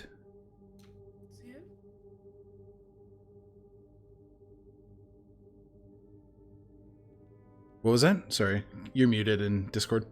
Motherfucker! Can they see Zio on the tree branch? Yeah, it was like a 25 and a 23 22. on perception. Yeah. So yeah, Zio is, their back is turned to them, mm-hmm. and they're curled in on themselves, and I would say they see him twitch, and then curl in deeper. It's going up the tree. Okay, give me an athletics check. 20, dirty 20. You absolutely make it up a tree. It's just gonna sit nearby and wait. When you get up there, Zio looks visibly shaken. They have their hands covering both of their ears, and they look like they've been crying, and physically they also look a little more gaunt, a little pale, weaker.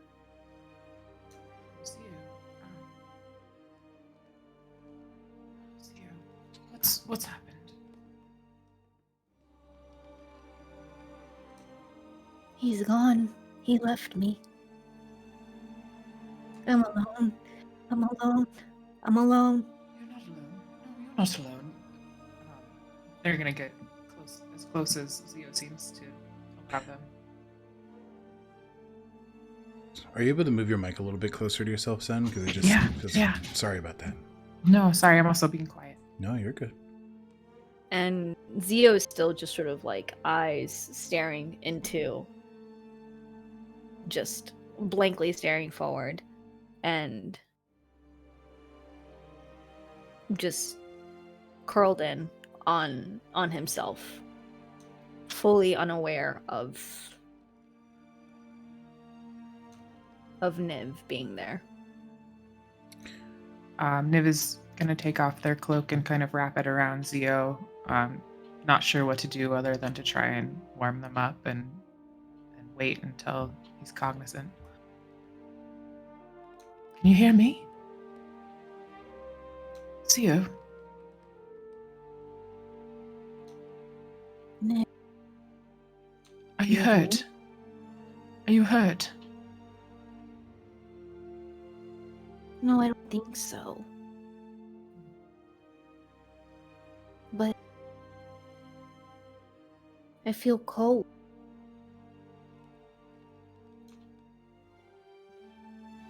May I touch you? Can you come closer, please? They stir, and you finally see them, and like they definitely look just like their cheeks are a little bit more hollowed out. There's that brightness in their eye is just blank. Niv's just gonna wrap them up into a tight hug and try to warm them.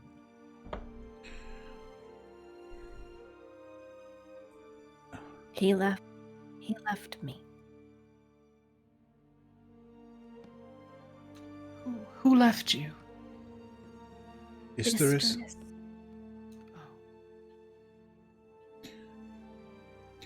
Zio, you're not alone. No. I promise. I told you earlier today that you are my friend. Friends don't leave friends alone, and if Isterus left you, he is not your friend. And I will say, Zio, you are able to hear that anger that you saw reflected when all of you were in danger on the field with Viola. Not directed at you, but visible in your defense. Can we take you to your bed? I know that everyone would feel safer and happier for you if you were safe in bed, with food and surrounded by people who care about you, Zio, because we do care about you. Kaylin.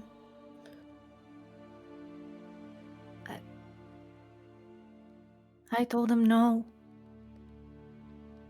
I told him no. I said no. I wouldn't help. Zio, I'm proud of you.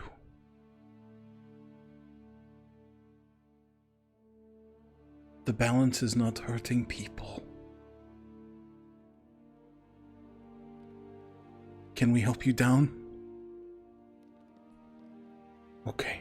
He stands, sets the food down and sort of readies himself. I'll say, Nivien, give me an athletics check with advantage, just because Kaylin is helping. 16. Okay, more than enough. You lower Zio, and Zio, Kaylin takes you directly into his arms. And just looks, you're gonna take this, puts a plate of shepherd's pie on your stomach. You eat that in your own time, okay? Zio just starts, with the plate. Just... Perfect. Just, as... I feel like Zio would be carried right now, and as they're being carried, they're just, it is food, and Zio would never waste it. And as he touches him, as he touches Zio, he casts heroism on them. You feel emboldened for but a moment. It doesn't completely resolve the complex and deeply painful feelings that you're experiencing.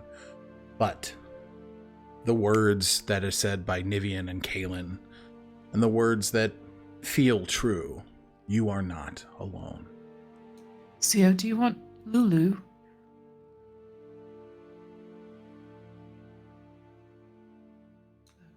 I don't think I can reach her.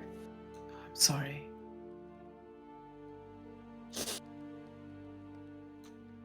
She was here because of him. I understand. That was foolish of me. It's sorry. Okay. You didn't know that. I'd like to stay with you as long as you'd like company, though. I could fetch Lazuli if you'd be more comfortable. She might be busy, but very important to us, Zio.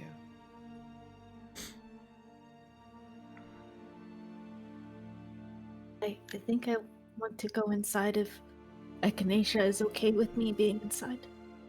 I don't know why they wouldn't be. I'm sure they would want you to be inside.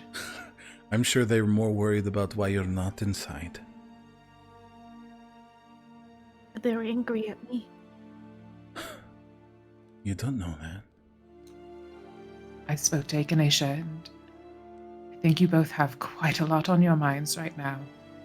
That doesn't mean that you're not friends. They care about you too.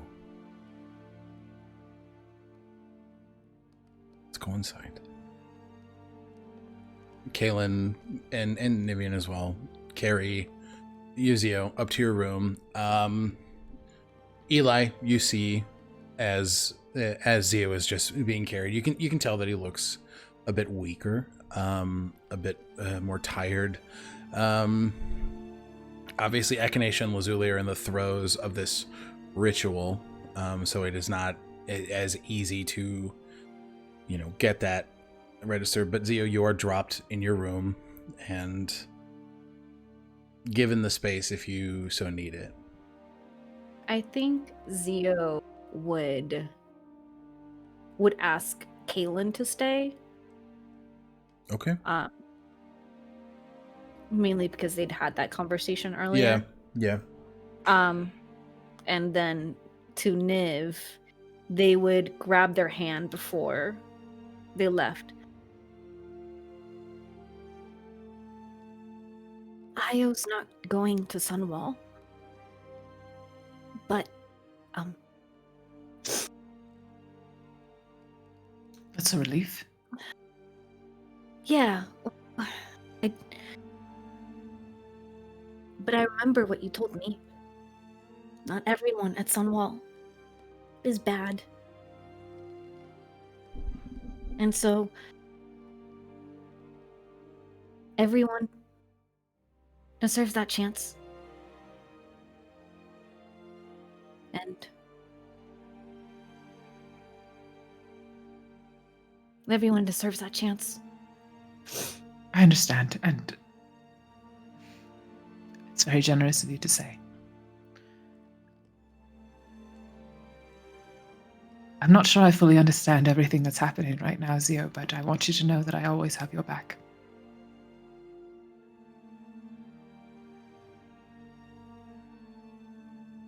He wanted to destroy it. Sunwall and everyone involved with it. Oh, I understand now. And you said no. Oh, Zio.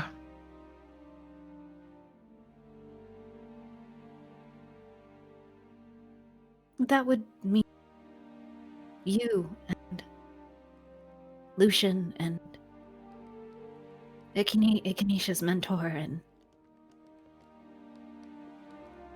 even Io at some point. I've underestimated your heroism in this moment, Zio.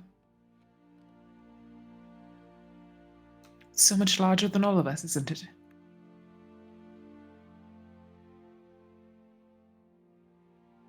I don't see the people that I love hurt.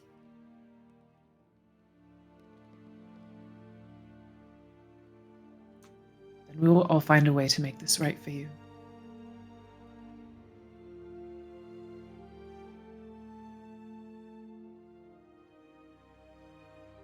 I'll be next door.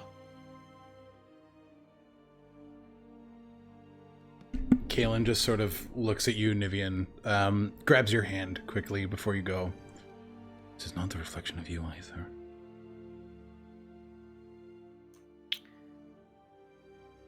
Thank you.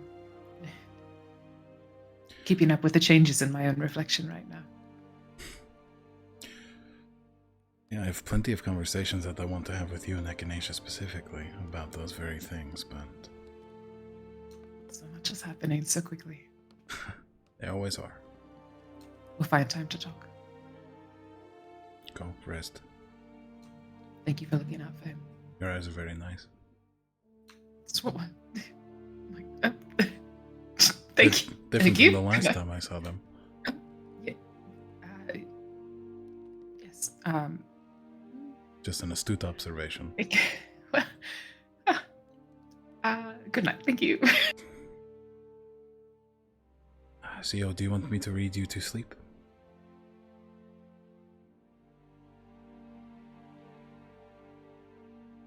Yeah. Okay. I like that. Kaelin takes out a book of holidays. Then he starts to read. And both Angie and Zen, please go ahead and take a point of inspiration. All right. If nothing else happens over the course of the night, obviously 8 hours are being dedicated to the prelude. But Eli, anything for you before a long rest happens?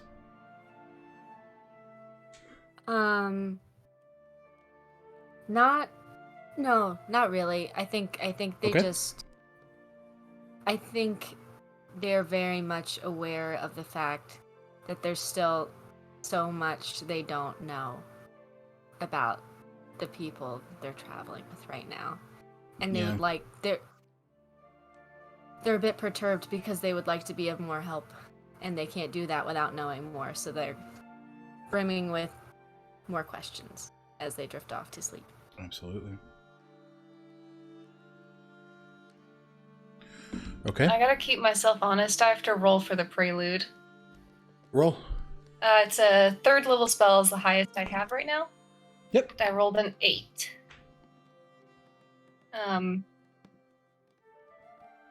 You have the inspiration point that you got if you want to reroll. Oh, 8's bad. Okay. No. I'm just saying if you wanted to reroll. Okay. What happens? And this is I for don't have it pulled up the... yet. It's a 3rd level spell, so I think it's Give me one it's second. the first tier of stuff. I'm sorry. No. I constantly forget about the flex casting element of this because I'm so very smart. You're very smart. I also didn't pull it up because I forgot until just now. There it is.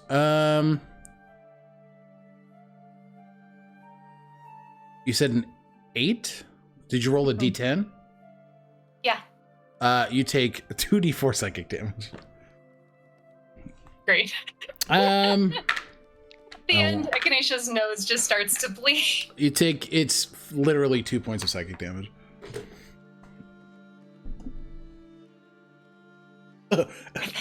Don't mind me. Okay. Everybody except Echinacea and Lazuli. Or no, because we're not going all night. Because you're sleeping through you're doing that during the day and then you're sleeping at night. I got there. So everybody can go ahead and take a long rest. Okay. As you guys wake in the morning, are you guys working to pack up and get back on the road? Okay. Alrighty. I would like to say Eli just wants to contribute something because she knows some people in the house are sad. So they woke up earlier and they went, like how they used to forage with their family on the road and like got some quail eggs and found some mushrooms and is like making breakfast. Okay, absolutely. I feel like Zio would wake up.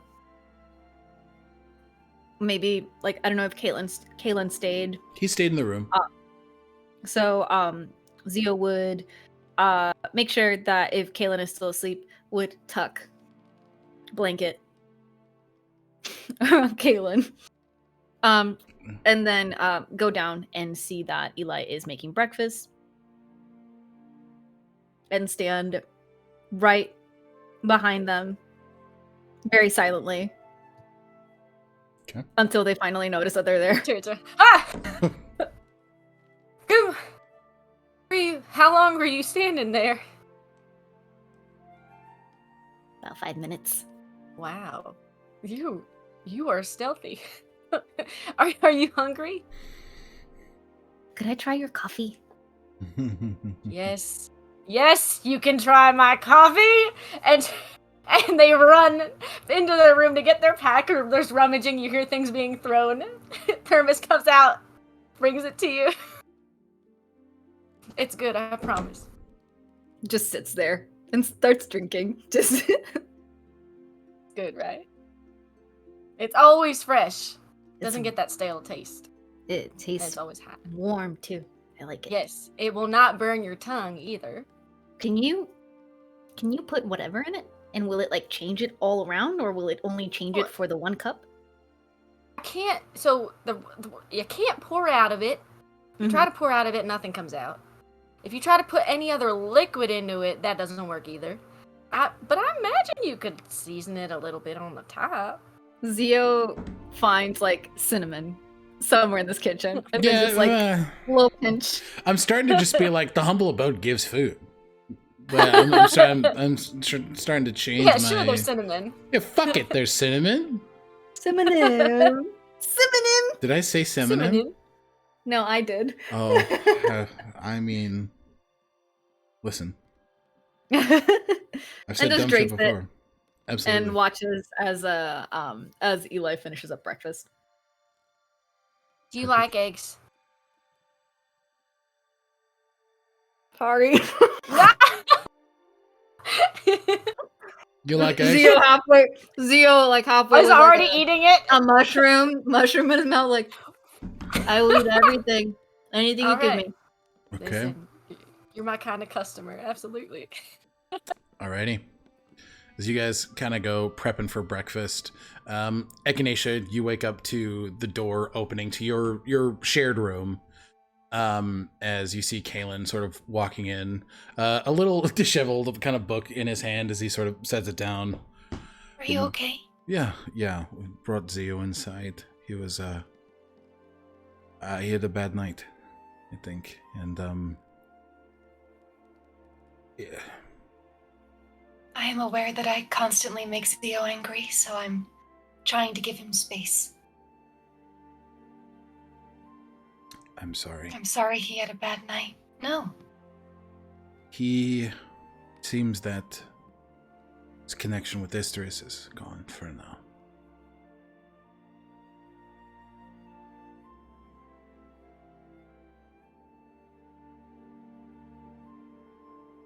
Did he say why? He told Isterus no. No. What? Isterus wanted to attack Sunwall and upend it. And Zio said no, that they wouldn't help him. And so then he left. It looks like he took his power. Zio looks a little worse for wear. See what I can do. I'm going to tell you what I told him too. You are both friends, and it is clear that you both care about each other.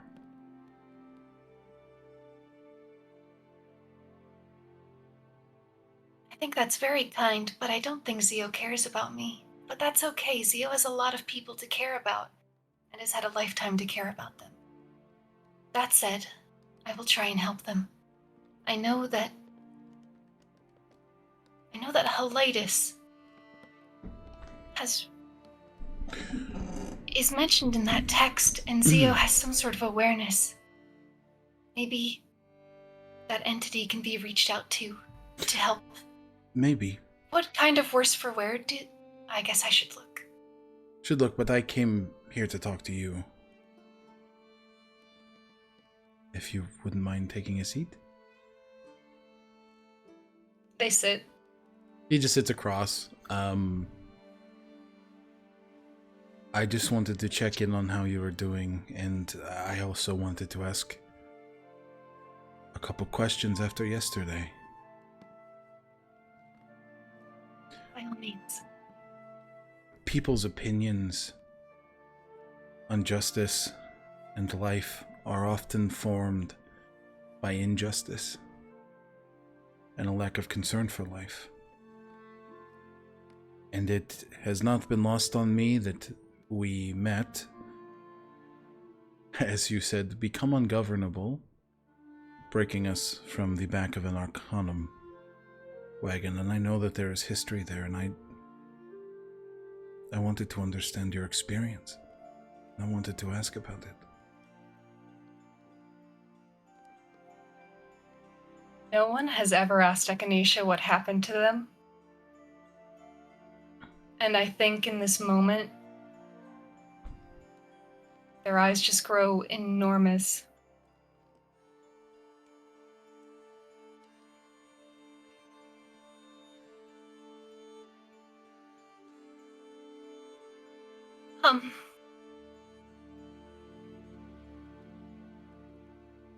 There's only so much I know, Kaylin. And it's not good, so we don't have to do this right now. We have a lot to worry about to help Zio. And we have to get back to Lockhinge, and we have to help the Thornhill Guild there, and then we have to help Lazuli and Zio in Norfolk. Your experience matters too. And I care about it, and I care about you. I want to know what you went through. And beyond that, I want to know how I can help and ensure that it never happens again.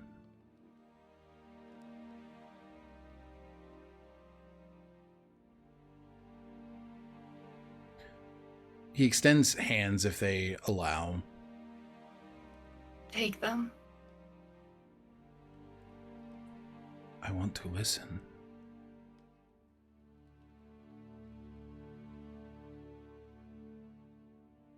You're a good man. Do you know the first words I ever heard? No. It was a man begging to kill me. And I didn't know why. I didn't know why.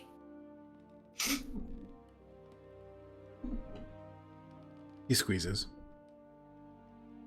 I'm sorry.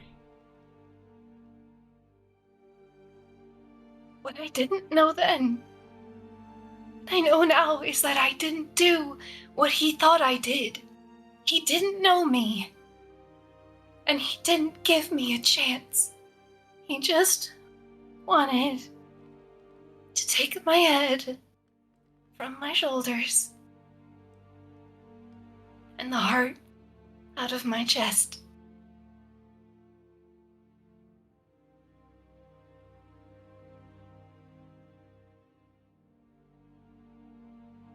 We fought the bandits, and that man surrendered, and Zio knocked that arrow under his chin.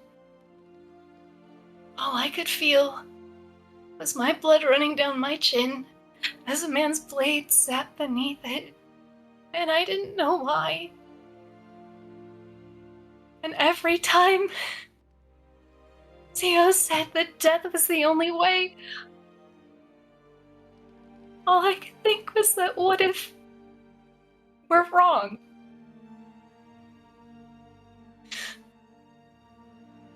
We don't know everything, and I wish that we had just left. Death was not the only way. We could have retreated.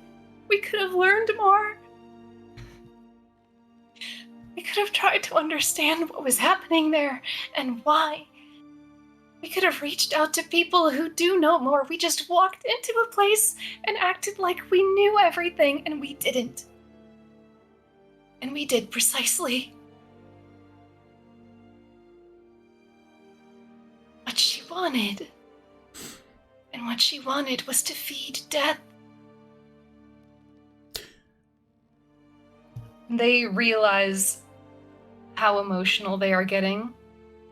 And they have not allowed themselves to get emotional in this way before. Because there had been repercussions. Yeah. And even now that there are none, there is the anxiety that starts to creep in. Mm-hmm. And they look very apologetically at Kaylin. And sort of shrink away. He doesn't retreat. He moves next to them and just puts his hands on both of their cheeks and just lowers himself, doesn't move them an inch, but lowers himself to meet their eye line. And you can see emotions coming from Kaylin. This experience is horrific. And he just... I am so sorry that is the first thing that you heard. It's okay. I'm sorry. It's okay. I'm sorry. Do not apologize. I am sorry that is what you remember. And I am sorry that this organization and these people failed you. And I am sorry that it hurts you in this way. You do not ever have to be afraid of feeling your feelings in front of me.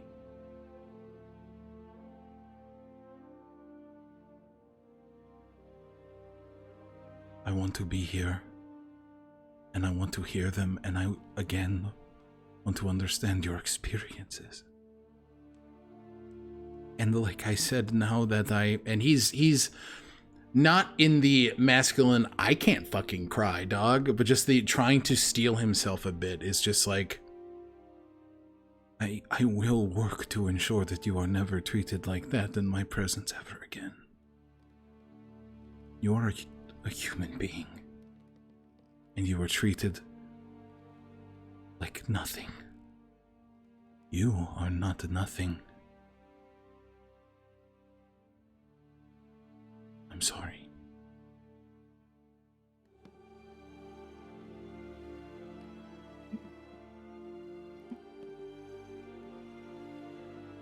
You're not nothing. You're Dr. Echinacea Belrose, and you are one of the bravest people I've ever met.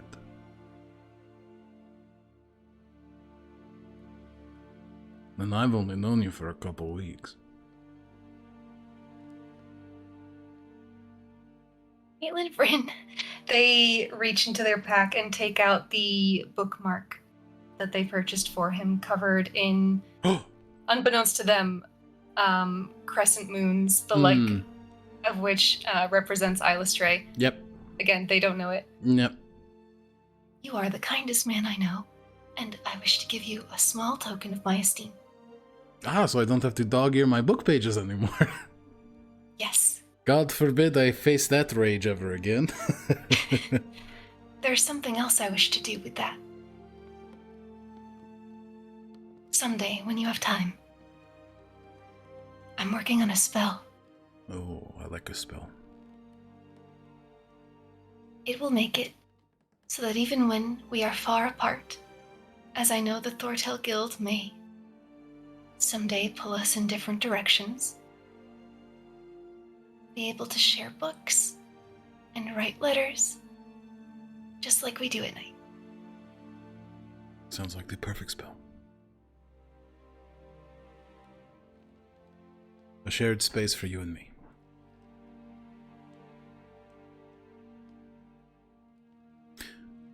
I appreciate you asking me more than I can say about what happened.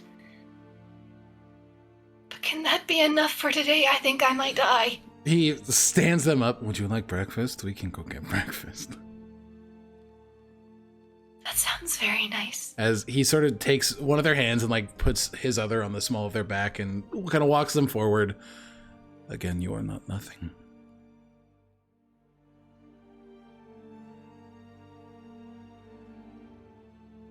And you retreat downstairs. Oh, come get your eggs. They're getting cold. You are taking forever. Sorry. Both of the We are carers fresh apologizing. right now. I'm sorry. Apologies.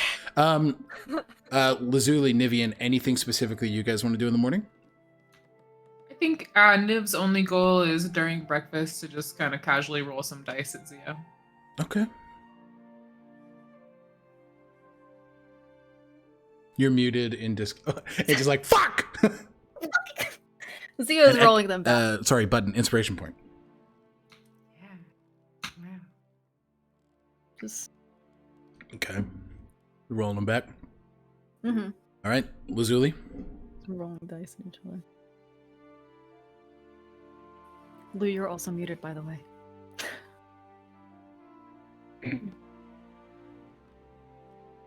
Perception check. I don't know, or insight. Of just like the general vibes of everyone having breakfast, and I don't know if I need to check. I don't know. Kind of weird and manic. What? Kind of weird and manic. Yeah. There's a lot going on at this table. This session got away from me in a way that I love. Yeah. And I was not completely expecting. Love it. Oh. Oh, what were we gonna say? I just feel like this might be a tell for other things that have happened at the table, but Echinacea is trying to sneakily assess Zio's health without Zio noticing, and I feel like Lazuli would definitely be able to see it. I will say, Echinacea, give me a stealth check with disadvantage, and then give me a medicine check. Lazuli, give me a perception check with advantage. Well, that was a fucking nat 20. I'm so mad. No! Oh. That makes more sense. Okay. That was... It's like the dice know. Bitch. Yeah, that was a 5. Fuck, okay. Medicine is good, though. Medicine is, math. 28. Jesus fucking Christ. And then what did you get on perception, Lazuli? 25. Oh, fucking good God. Oh, nice. You can, okay. You absolutely see Echinacea doing the, Trying to assess Zio. But if that's incorrect, please correct me. Absolutely. I think they have their botanical text out of like their medical research, so they're like flipping through that, and then they're looking back at CO2, so it's even more obvious what they're trying to do. And Lazuli, you're easily able to put together that Echinacea is trying to assess Zio given his demeanor and sort of physical change, and with that 25 you're absolutely able to garner the same understanding of Zio. They look a bit different. Echinacea with a 28, there's nothing medically wrong with them. They are reeling from a power shift within themselves. With your connection to Mistra, it emboldens your medical knowledge. There is no Warlock within Zio anymore. The magic that they have absorbed via the primordial orbs is still within them, but that connection is gone. And they seem fine with the primordial energy despite Istris's absence. Yes. I will say, yes, there has no adverse effect to that.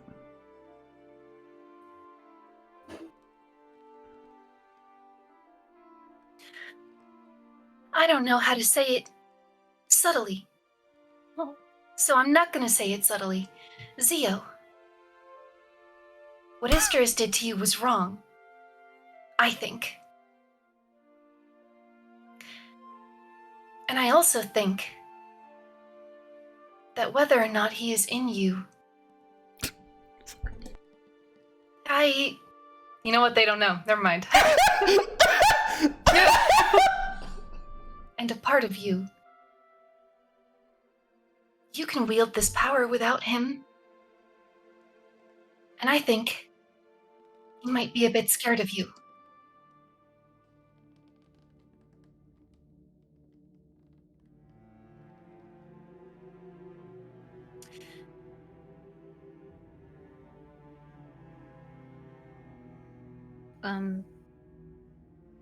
I don't want him to be scared of me. I don't think that was the purpose of our pact. Zio, like, when the dice comes over to Zio, Zio will flick it over to Lazuli. Just like, as they're just like talking. What happened, Zio? Because Lazuli doesn't know shit.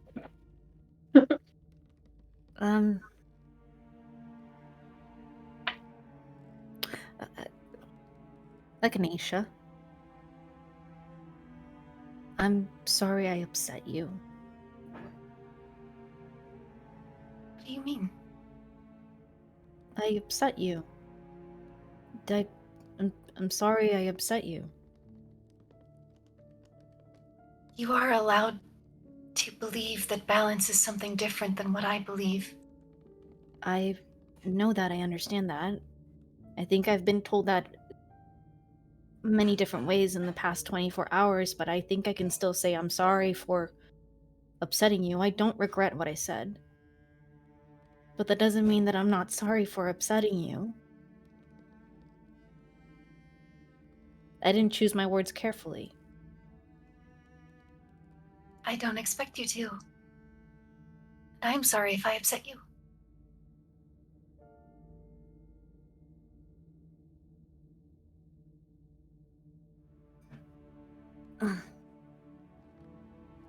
A few nights ago, when we were still in Lockhinge,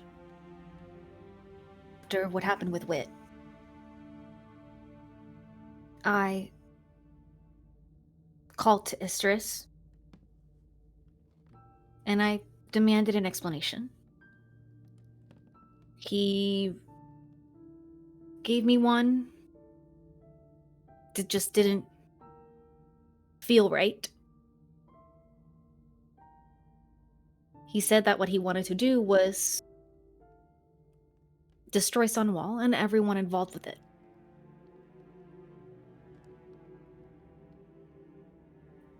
And I told him I wouldn't allow it. And in a way, I felt like a fool because Wit was right. I didn't know what I had signed up for, what he wanted. I was just lonely. And I missed my home. And he came to me when I felt at my worst.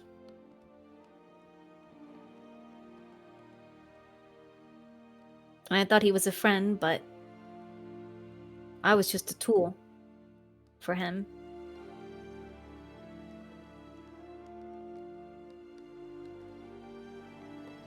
And when I said that we didn't have a choice, that Viola needed to die, he said that made me just like him. And I told him that's not right, because I didn't say those things out of the purpose of just destroying her. That's not what I meant. It's not like she didn't have a right to live. That's not right.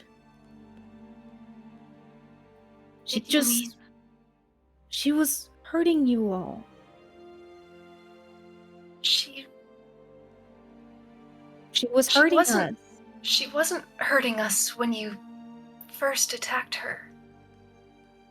She said that thing to Sir. You mean our feelings. I understand. Mm-hmm. She wanted to rob me of my sister. She told Sir that he wasn't human.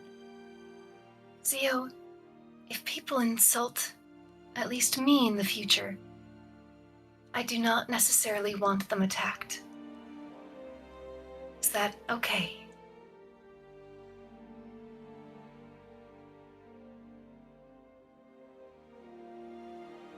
But she still hurt us.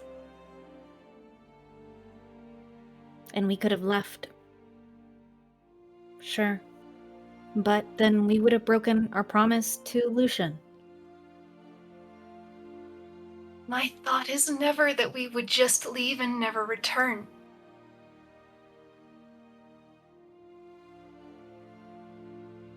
I worry that we're getting off track, but I want to know about how you are feeling about Isteris, but I just want to say here and now that if I propose a retreat in the future, I am not saying I wash my hands of this, I will never deal with it.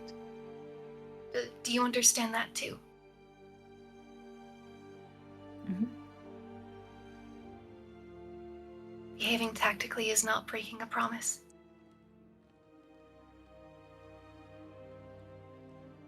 But I mean, we did get to see what she was all about. It was bad. I have a feeling it still is bad because of what we did. But Lucian is better, and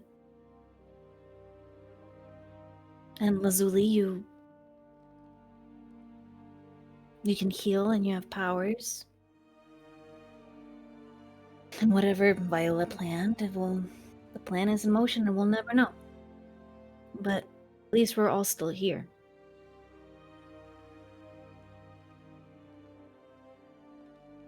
But I'm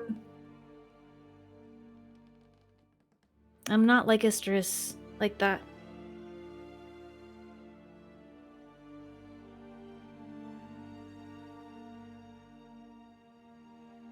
I could die tomorrow and I wouldn't be seeking revenge for that. She could have killed me. And I would have been dead. And that's just Not the way for it long. is. And I guess I should ask, are you still comfortable with me resuscitating you? Because she couldn't have done that permanently. Well, if my soul wanted to come back, it would come back.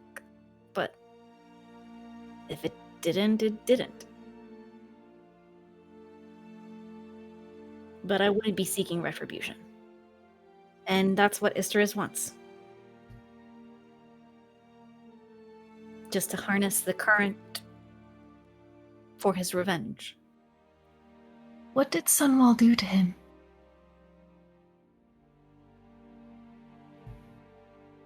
Well, we know the story. That wasn't from the book. The mages. I think maybe the descendants of what is it? Like the descendants or like there is actually no connection between the mages and the humans that attacked Isterus and Sunwall directly. Isterus directed Sunwall as a bastion of human creation and the perversion of the current, as Dr. Satosh has used it to embolden other mages like Aasimar without the consent of the current or the Order of the Tranquil. So he sees Sunwall as one of the reasons why humanity shouldn't have the current. So his desire to destroy it is to send a message and to right the wrong of abusing and perversing the current itself. He just doesn't believe humans should have it. He also doesn't believe that it needs to be destroyed, since it is nature itself. But he wants to send a message. And that's not right. Helitis wants humans to retain their connection with it. And, well, I joined the Bright Fury because I believe that all power, knowledge, and abilities should be shared. Wealth, all of that. I don't think it's right for only just one group of people to be wealthy and one group of people to have magic, and it's not. What's the point? No. If someone wants to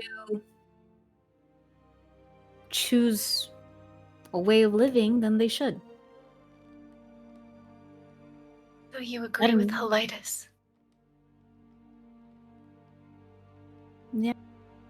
He came to me that night. He came to me and we both told Isterus that maybe he should step away, but I told him I didn't want him too far away. And it wasn't because of the power. I just didn't want to lose him. Now I don't have access to any of that. At least I don't feel it. I don't really know where Helitis is, and I don't really know how to call him. I haven't really found a way to... I don't know. With Isterus, it felt natural. And I'm sure with Helitis, it'll feel natural at some point, too. But it's still new. I will say, all of you feel as a hefty wind kind of buffets against the humble abode. Not violent or threatening, but just a gust out of nowhere. Zio, this feels familiar.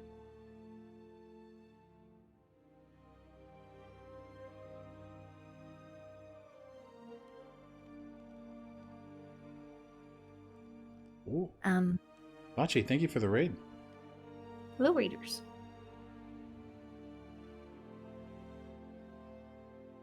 I suppose... I'm sorry. Oh, go ahead. Do you still want Isterus?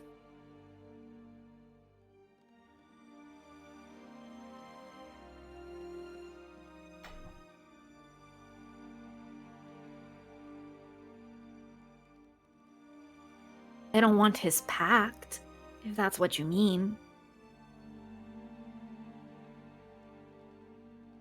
I thought he was a friend. And I was wrong. And so I said no. I refused. And he went away. And I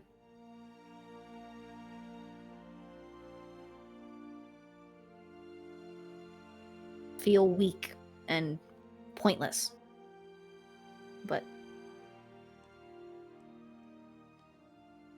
it's life. I'll get over it. Zio, you're not pointless.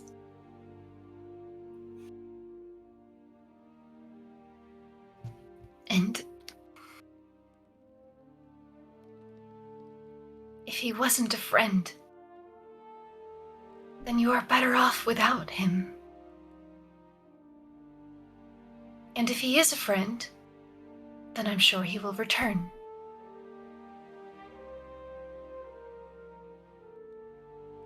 If he returns.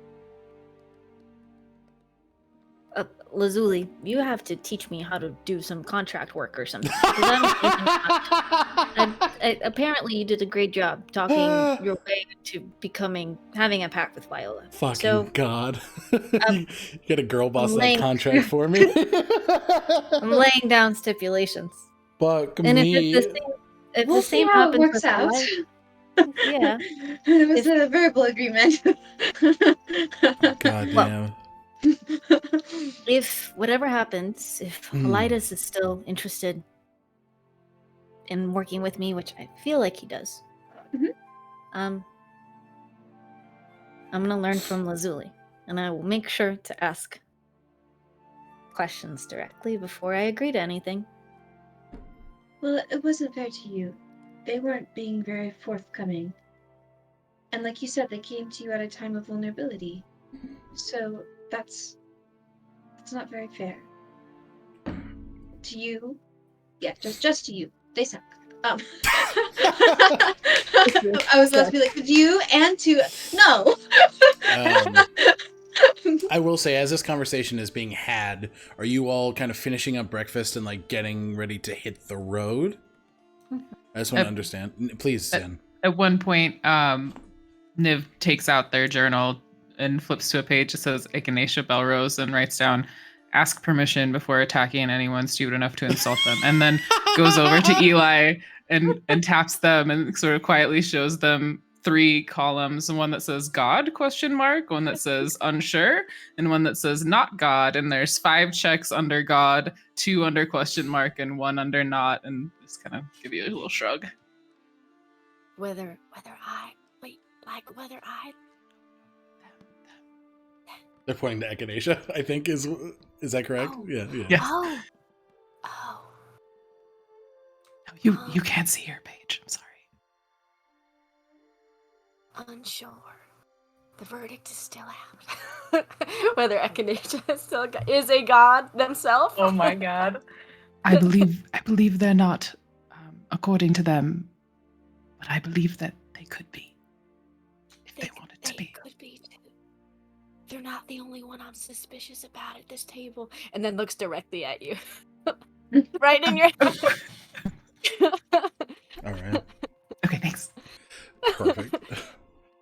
I will say, Please. as this whole conversation was happening, in Eli's attempt to diffuse any rising tension, you all have an unnatural amount of food on your plates. I just kept heaping it on as you were talking, so it's just Just kept eating. Yeah. That's how Nobody a should eat this Midwesterner much. solves problems. Oh no!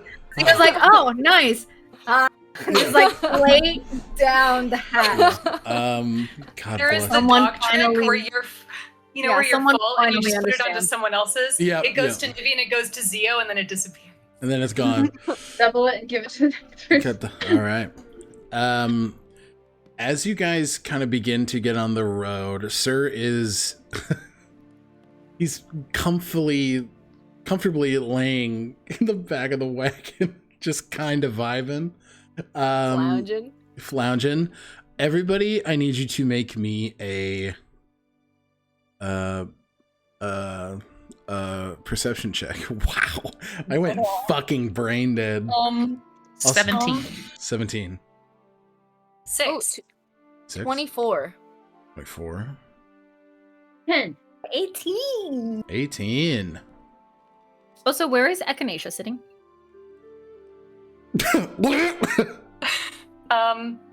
In the back, with their legs hanging over the end. I feel like Zio would sit with them. Okay. Yay! Yay! Okay. Yay!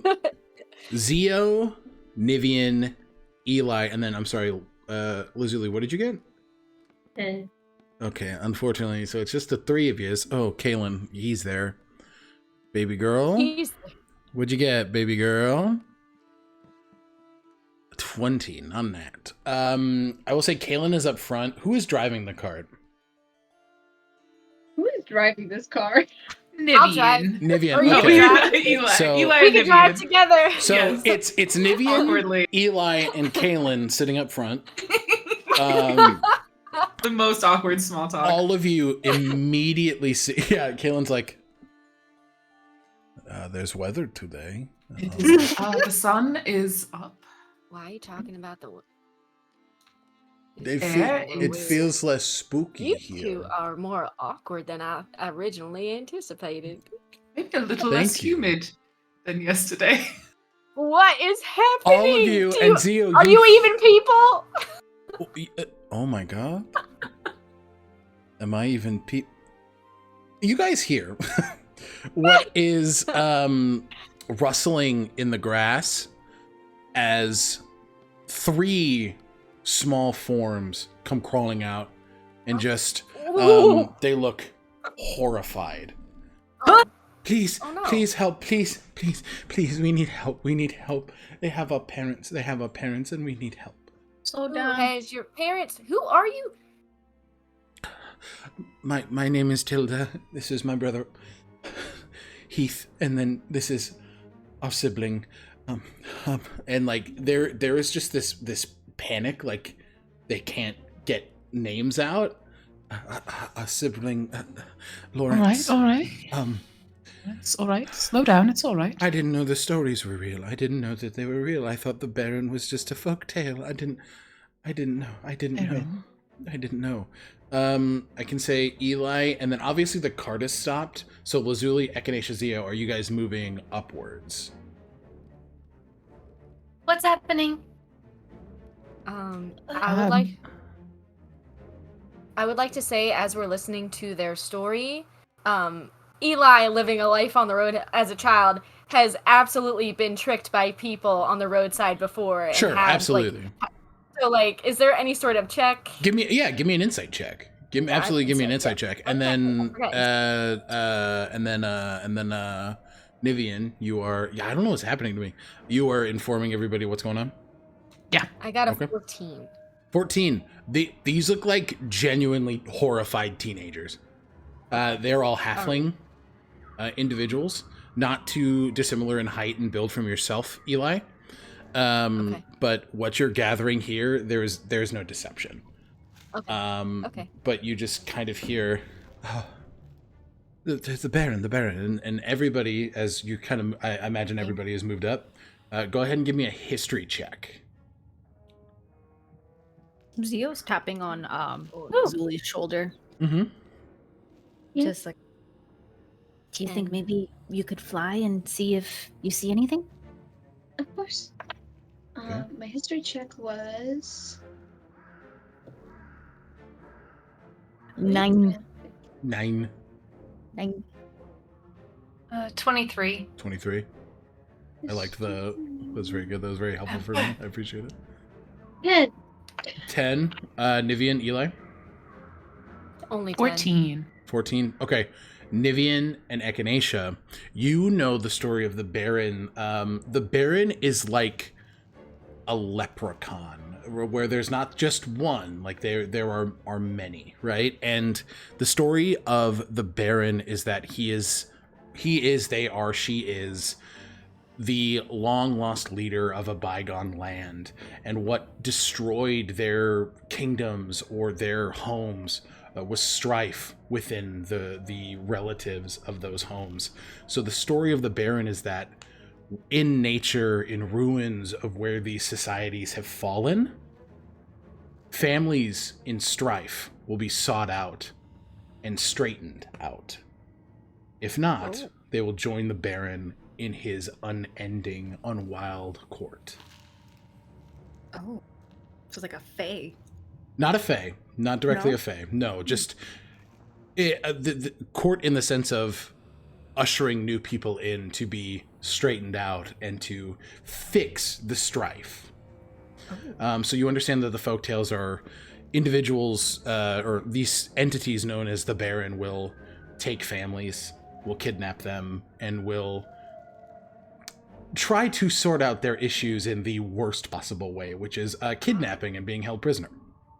Okay. Does the Baron have any sort of Rumpelstiltskin-esque, like, fatal flaw? Like, if you figure out his name, then he has to fuck off or something. If he is shown something, if he is shown a true act of love, he has no nothing to do other than letting people go.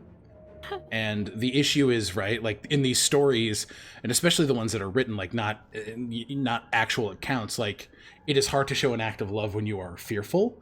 Obviously you kind of fall into base instincts. So the stories, obviously the ones that are the folktales that are a little more horrific are like, and this family was lost in fear and they died and became servants of the Baron, finding new families. So it's like if there is selfless, like familial love, but often the Baron will separate families. So there would be those who are entranced via magic and forced to work upon. Yeah. Echinacea will take a knee. Tilda, Heath, Lawrence. It's going to be okay. Who did they take? They took our moms, and there were a lot of other families in there. They have our older sister. They have our older sister Lily, and she's working for him. She's working for him, and we don't know why she won't listen to us. She won't listen to us. She cannot listen to you. I promise she loves you. And you love her, yes? Very much, yes. Okay, so here's what we're gonna do. And they summon their 8 phoenixes as they conjure animals. Everybody gets a phoenix. These are very small children, I imagine. They're teenagers. So they're teenagers? Yes. Yeah. Okay. We're gonna have to buddy up. Who would like to ride with me? We should go where you last saw her. I think. Yes, they're standing by the door and they're keeping watch. We almost didn't get out. Zuli, can you sense anything? Yes, I can fly up and I'm gonna cast primeval awareness as I fly up. All right. And you are in one of your favorite trains. Yay. So you get up to 6 miles, and about a mile out, you sense an undead entity. And I know the direction as well? Yeah, absolutely. It's deeper into the woodline, and if you're flying up, I will say, give me an investigation check with advantage. Good. 13. 13. You are just able to make out what looks like a door that is sort of leading into an underground tunnel. Okay. I fly down and relay that information. Okay.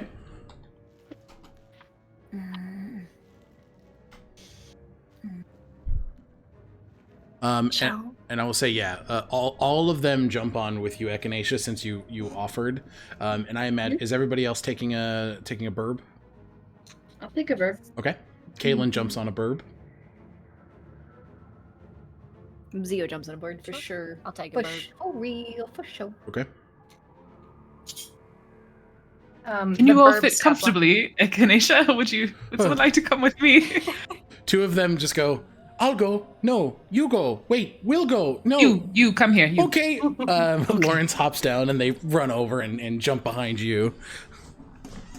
Okay. Give him a little dagger.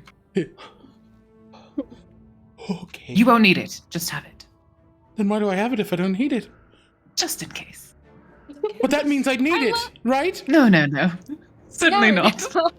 But that means I need it. I take it back. Thank you. No, we just wanted you to look cool, you know? Oh, give it back. Yeah, that. Oh, here. Yeah, we wanted you to look cool, to belong, it's camaraderie. Thank you, Eli. They start just sort of going... No. Can I leave? No. Kaelin as fuck. Okay, and then are you guys flying out toward this space? Okay. Yes, sir. You guys immediately take flight, and you see Lazuli. The door looked big upon investigating it. It only gets bigger as you get closer, and you can see these etchings and runes, and it looks like it does not look dissimilar to contraptions that Ishwar has. Different sort of puzzle objects that you need. Lugat Hoini. There are these sequences that need to be met in order for the door to be opened. Sequences that need to be met? Yes! But all of you see, and I will say that you land here, and you are easily able to see that there is this this large door. Lazuli, do you approach it? Carefully. Carefully. Okay.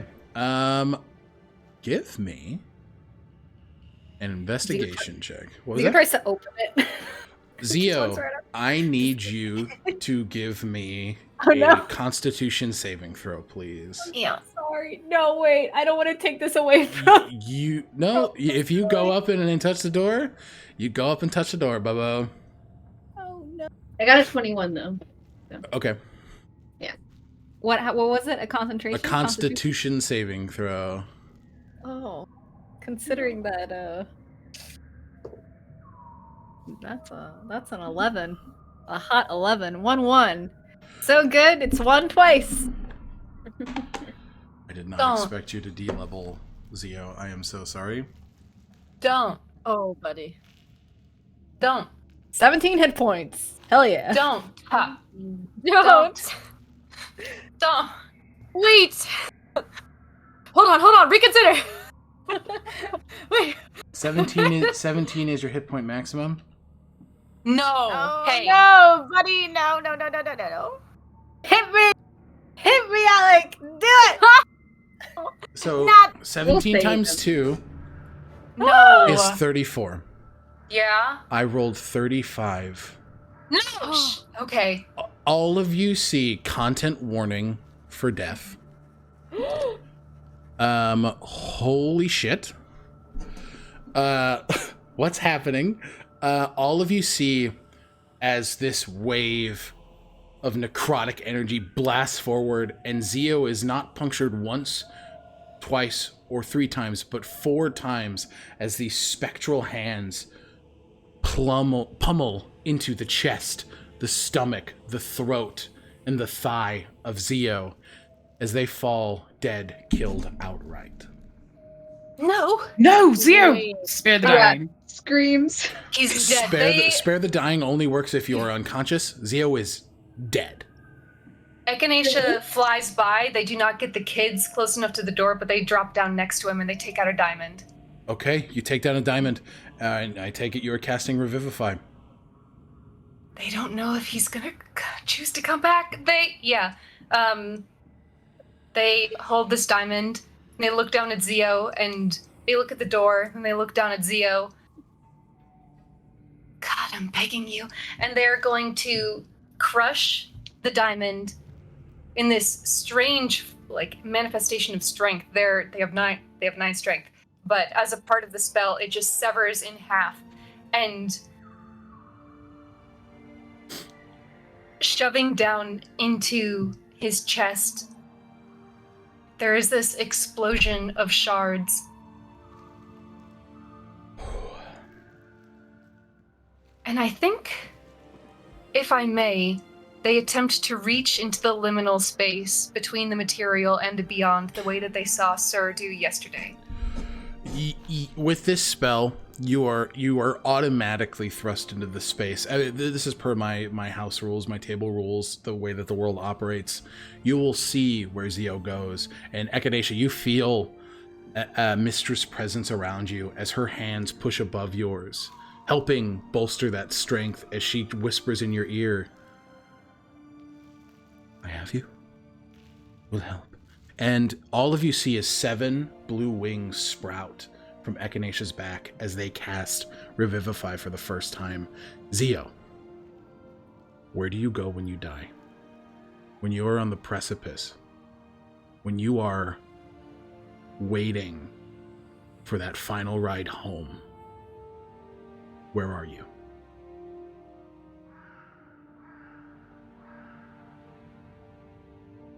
Zio is by a shore. And it is sunny and bright. And it is just an expanse of ocean all around them. And it's almost like they are marooned in a singular spot of sand.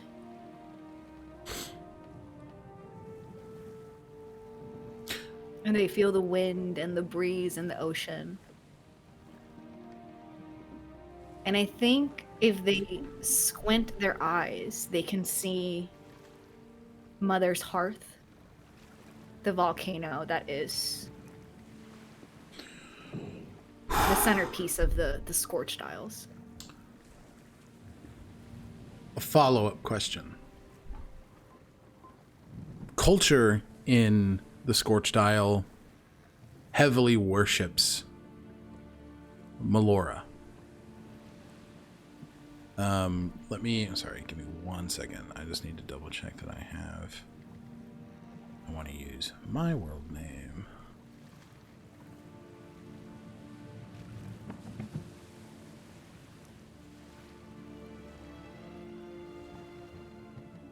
Ilthun, the Wild Mother.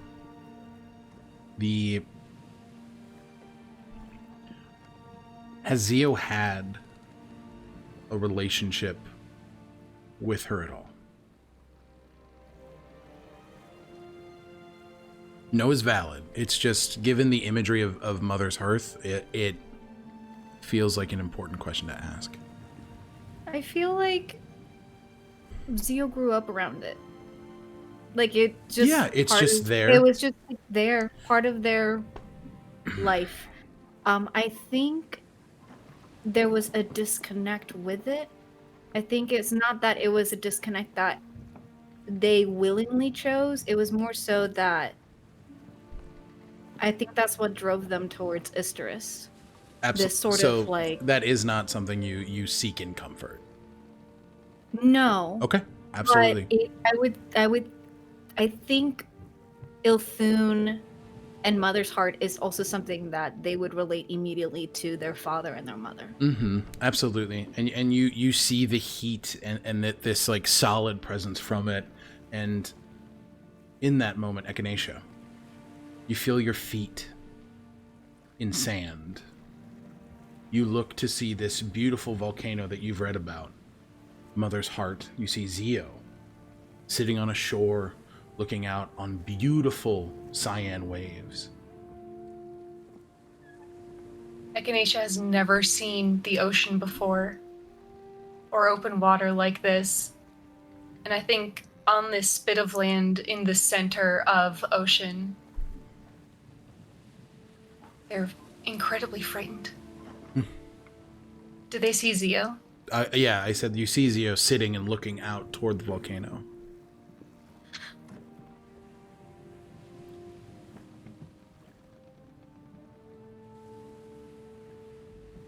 Hello, Zio. Zio, you hear a familiar voice. Can I see them? Or just... If you turn around and look, you can absolutely see Echinacea. Zio turns. Echinacea, what are you doing here? I'm Well, I'm here to ask you if you want to come back. The flashes start to hit you, Zio. The eldritch arms blasting through your form. Your weakened state vulnerable to a full frontal assault on your person. You are dead. The realization, I am dead. And they are here asking me if I want to come back, begins to hit your person in rapid and unyielding succession.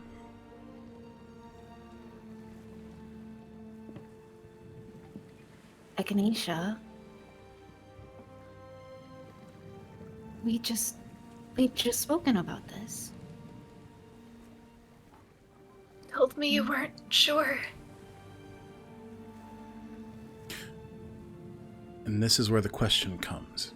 This is a question that I offer everyone who sits at my table. Would Zio's soul want to come back?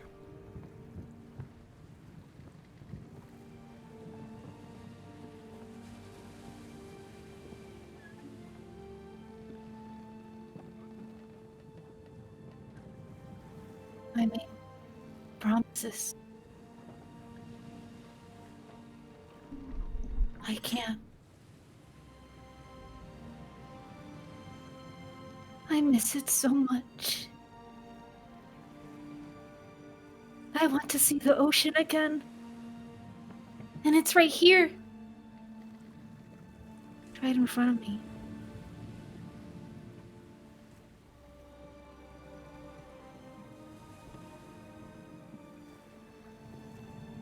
And he left me. And I died.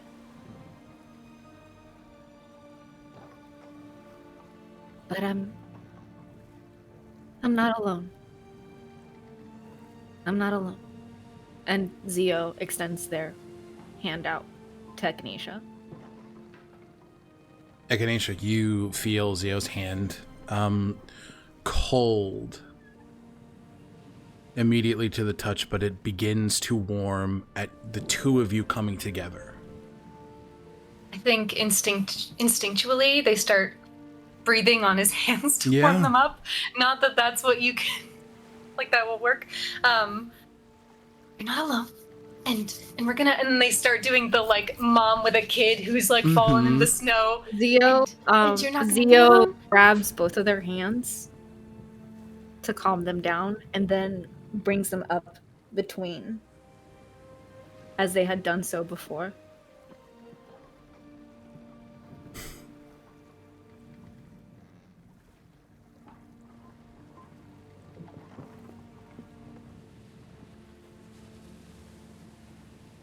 Take me back, Echinacea. Echinacea. Sorry, if there was something you wanted to say, please go for it. You feel as 7 wings sprout from your back. Zio, you see these wings. As Echinacea Belrose, you ferry Zio Marino back to his body. I think the way they do this... Please. They're on, I imagine, this spit of yellow land in the center of all of this blue, these rolling waves. And I think they take the hand that Zio is holding to their temple, and they sort of hold it tight. And their wings start to flap, but knowing that Zio does not have these wings, the sand starts to form these little starlight pricks as they rise into the air for Zio to step upon. And as they fly, Zio isn't carried by Echinacea, but runs beside them as they sprint into the sky. And then all of a sudden, everything flips and they are on the ground in the material plane. Zio, that breath hits you. All of you see as Zio's breath comes back to them. Revivify having succeeded. And that is where we're going to end tonight's session of Known Realms Tolesh. Wow, this went awry. Oh my god. Oh my god. So sorry. Don't apologize. Do not apologize at all. I'm so sorry. Don't fucking apologize. Amazing. Angie, are you okay? I feel really guilty, but I'll talk about it later. You have nothing to feel. You have nothing to feel guilty for. I'm sorry you're feeling that way. We're telling a story here that's happening live. It is not fair for any of us to assume that it is going to go any which way anytime we play. You are deeply valid. But that feels like a very good place to pause this story until next week. Or this will be a little two-part adventure. And let's go ahead and outro our players, starting with our returning guest, Kelly. I'm weepy though. I'm- Hi, I'm Kelly. I'm TheKellHop on the internet. I've been Alicia or Frisk this evening. I'm happy to be here, even though I sound sad. That's it. That's me. Thank you for being here. Holy shit. Josh is going to be like, so what happened, guys? So about that, dog. Thank you, Kelly, for being here. We're so honored to have you. No one can miss another game. Clearly, this is what happens when people miss a game. People die. Dog, Angie, if you want to go ahead and tell people where to find you. Hi, hello, I'm Angie Agonethetic on the internet. They, them pronouns. I play Zio Marino, who went through a roller coaster today. I made a little jokey joke that I was going to go through some cerebral chaos. I was just joking. It was a joke. What the fuck? So yeah, you can find me at Agonethetic on the TikTok and the Twitter. Thank you so much for being here. You played it like an absolute champion. Holy shit. Lou. I'm Lou. I play Lazuli, she, her pronouns. You can find me at Lazulia_art. Most places. There you go. Thank you, Lou. Zen. Hi, I'm ZenMeta, and I use all pronouns, and I have been Nivien Lenore, who uses they, them pronouns. You can find me at MXMeta, ZenMeta, or ZenMeta TV, and I'm just real glad Zio decided to come back. Thanks for coming back. Yeah. Button. My name is Button. I'm Bluebluebutton on social media. My pronouns are sad, and they're also they, them, though, and I play Echinacea, whose pronouns are also sad. I mean, they, them. That's me. Hi everybody, my name is Alec, my pronouns are him. You can find me on Wiz on the internet, Comedian. Tune in next week for Known Realms Chapter 20. We've been doing this for almost 20 sessions, which is phenomenal. We're putting down the ticker from days since death from 19 to 0. Please stay tuned. We're going to throw you guys over to our friends over at Total Party Kiss. They're playing their Tragedy of Theologian campaign. Show them all the love that you showed us tonight. Thank you for being here. Thank you for all the raids. Thank you for the support. And we will see you guys next week in the next adventure. Goodbye. Goodbye.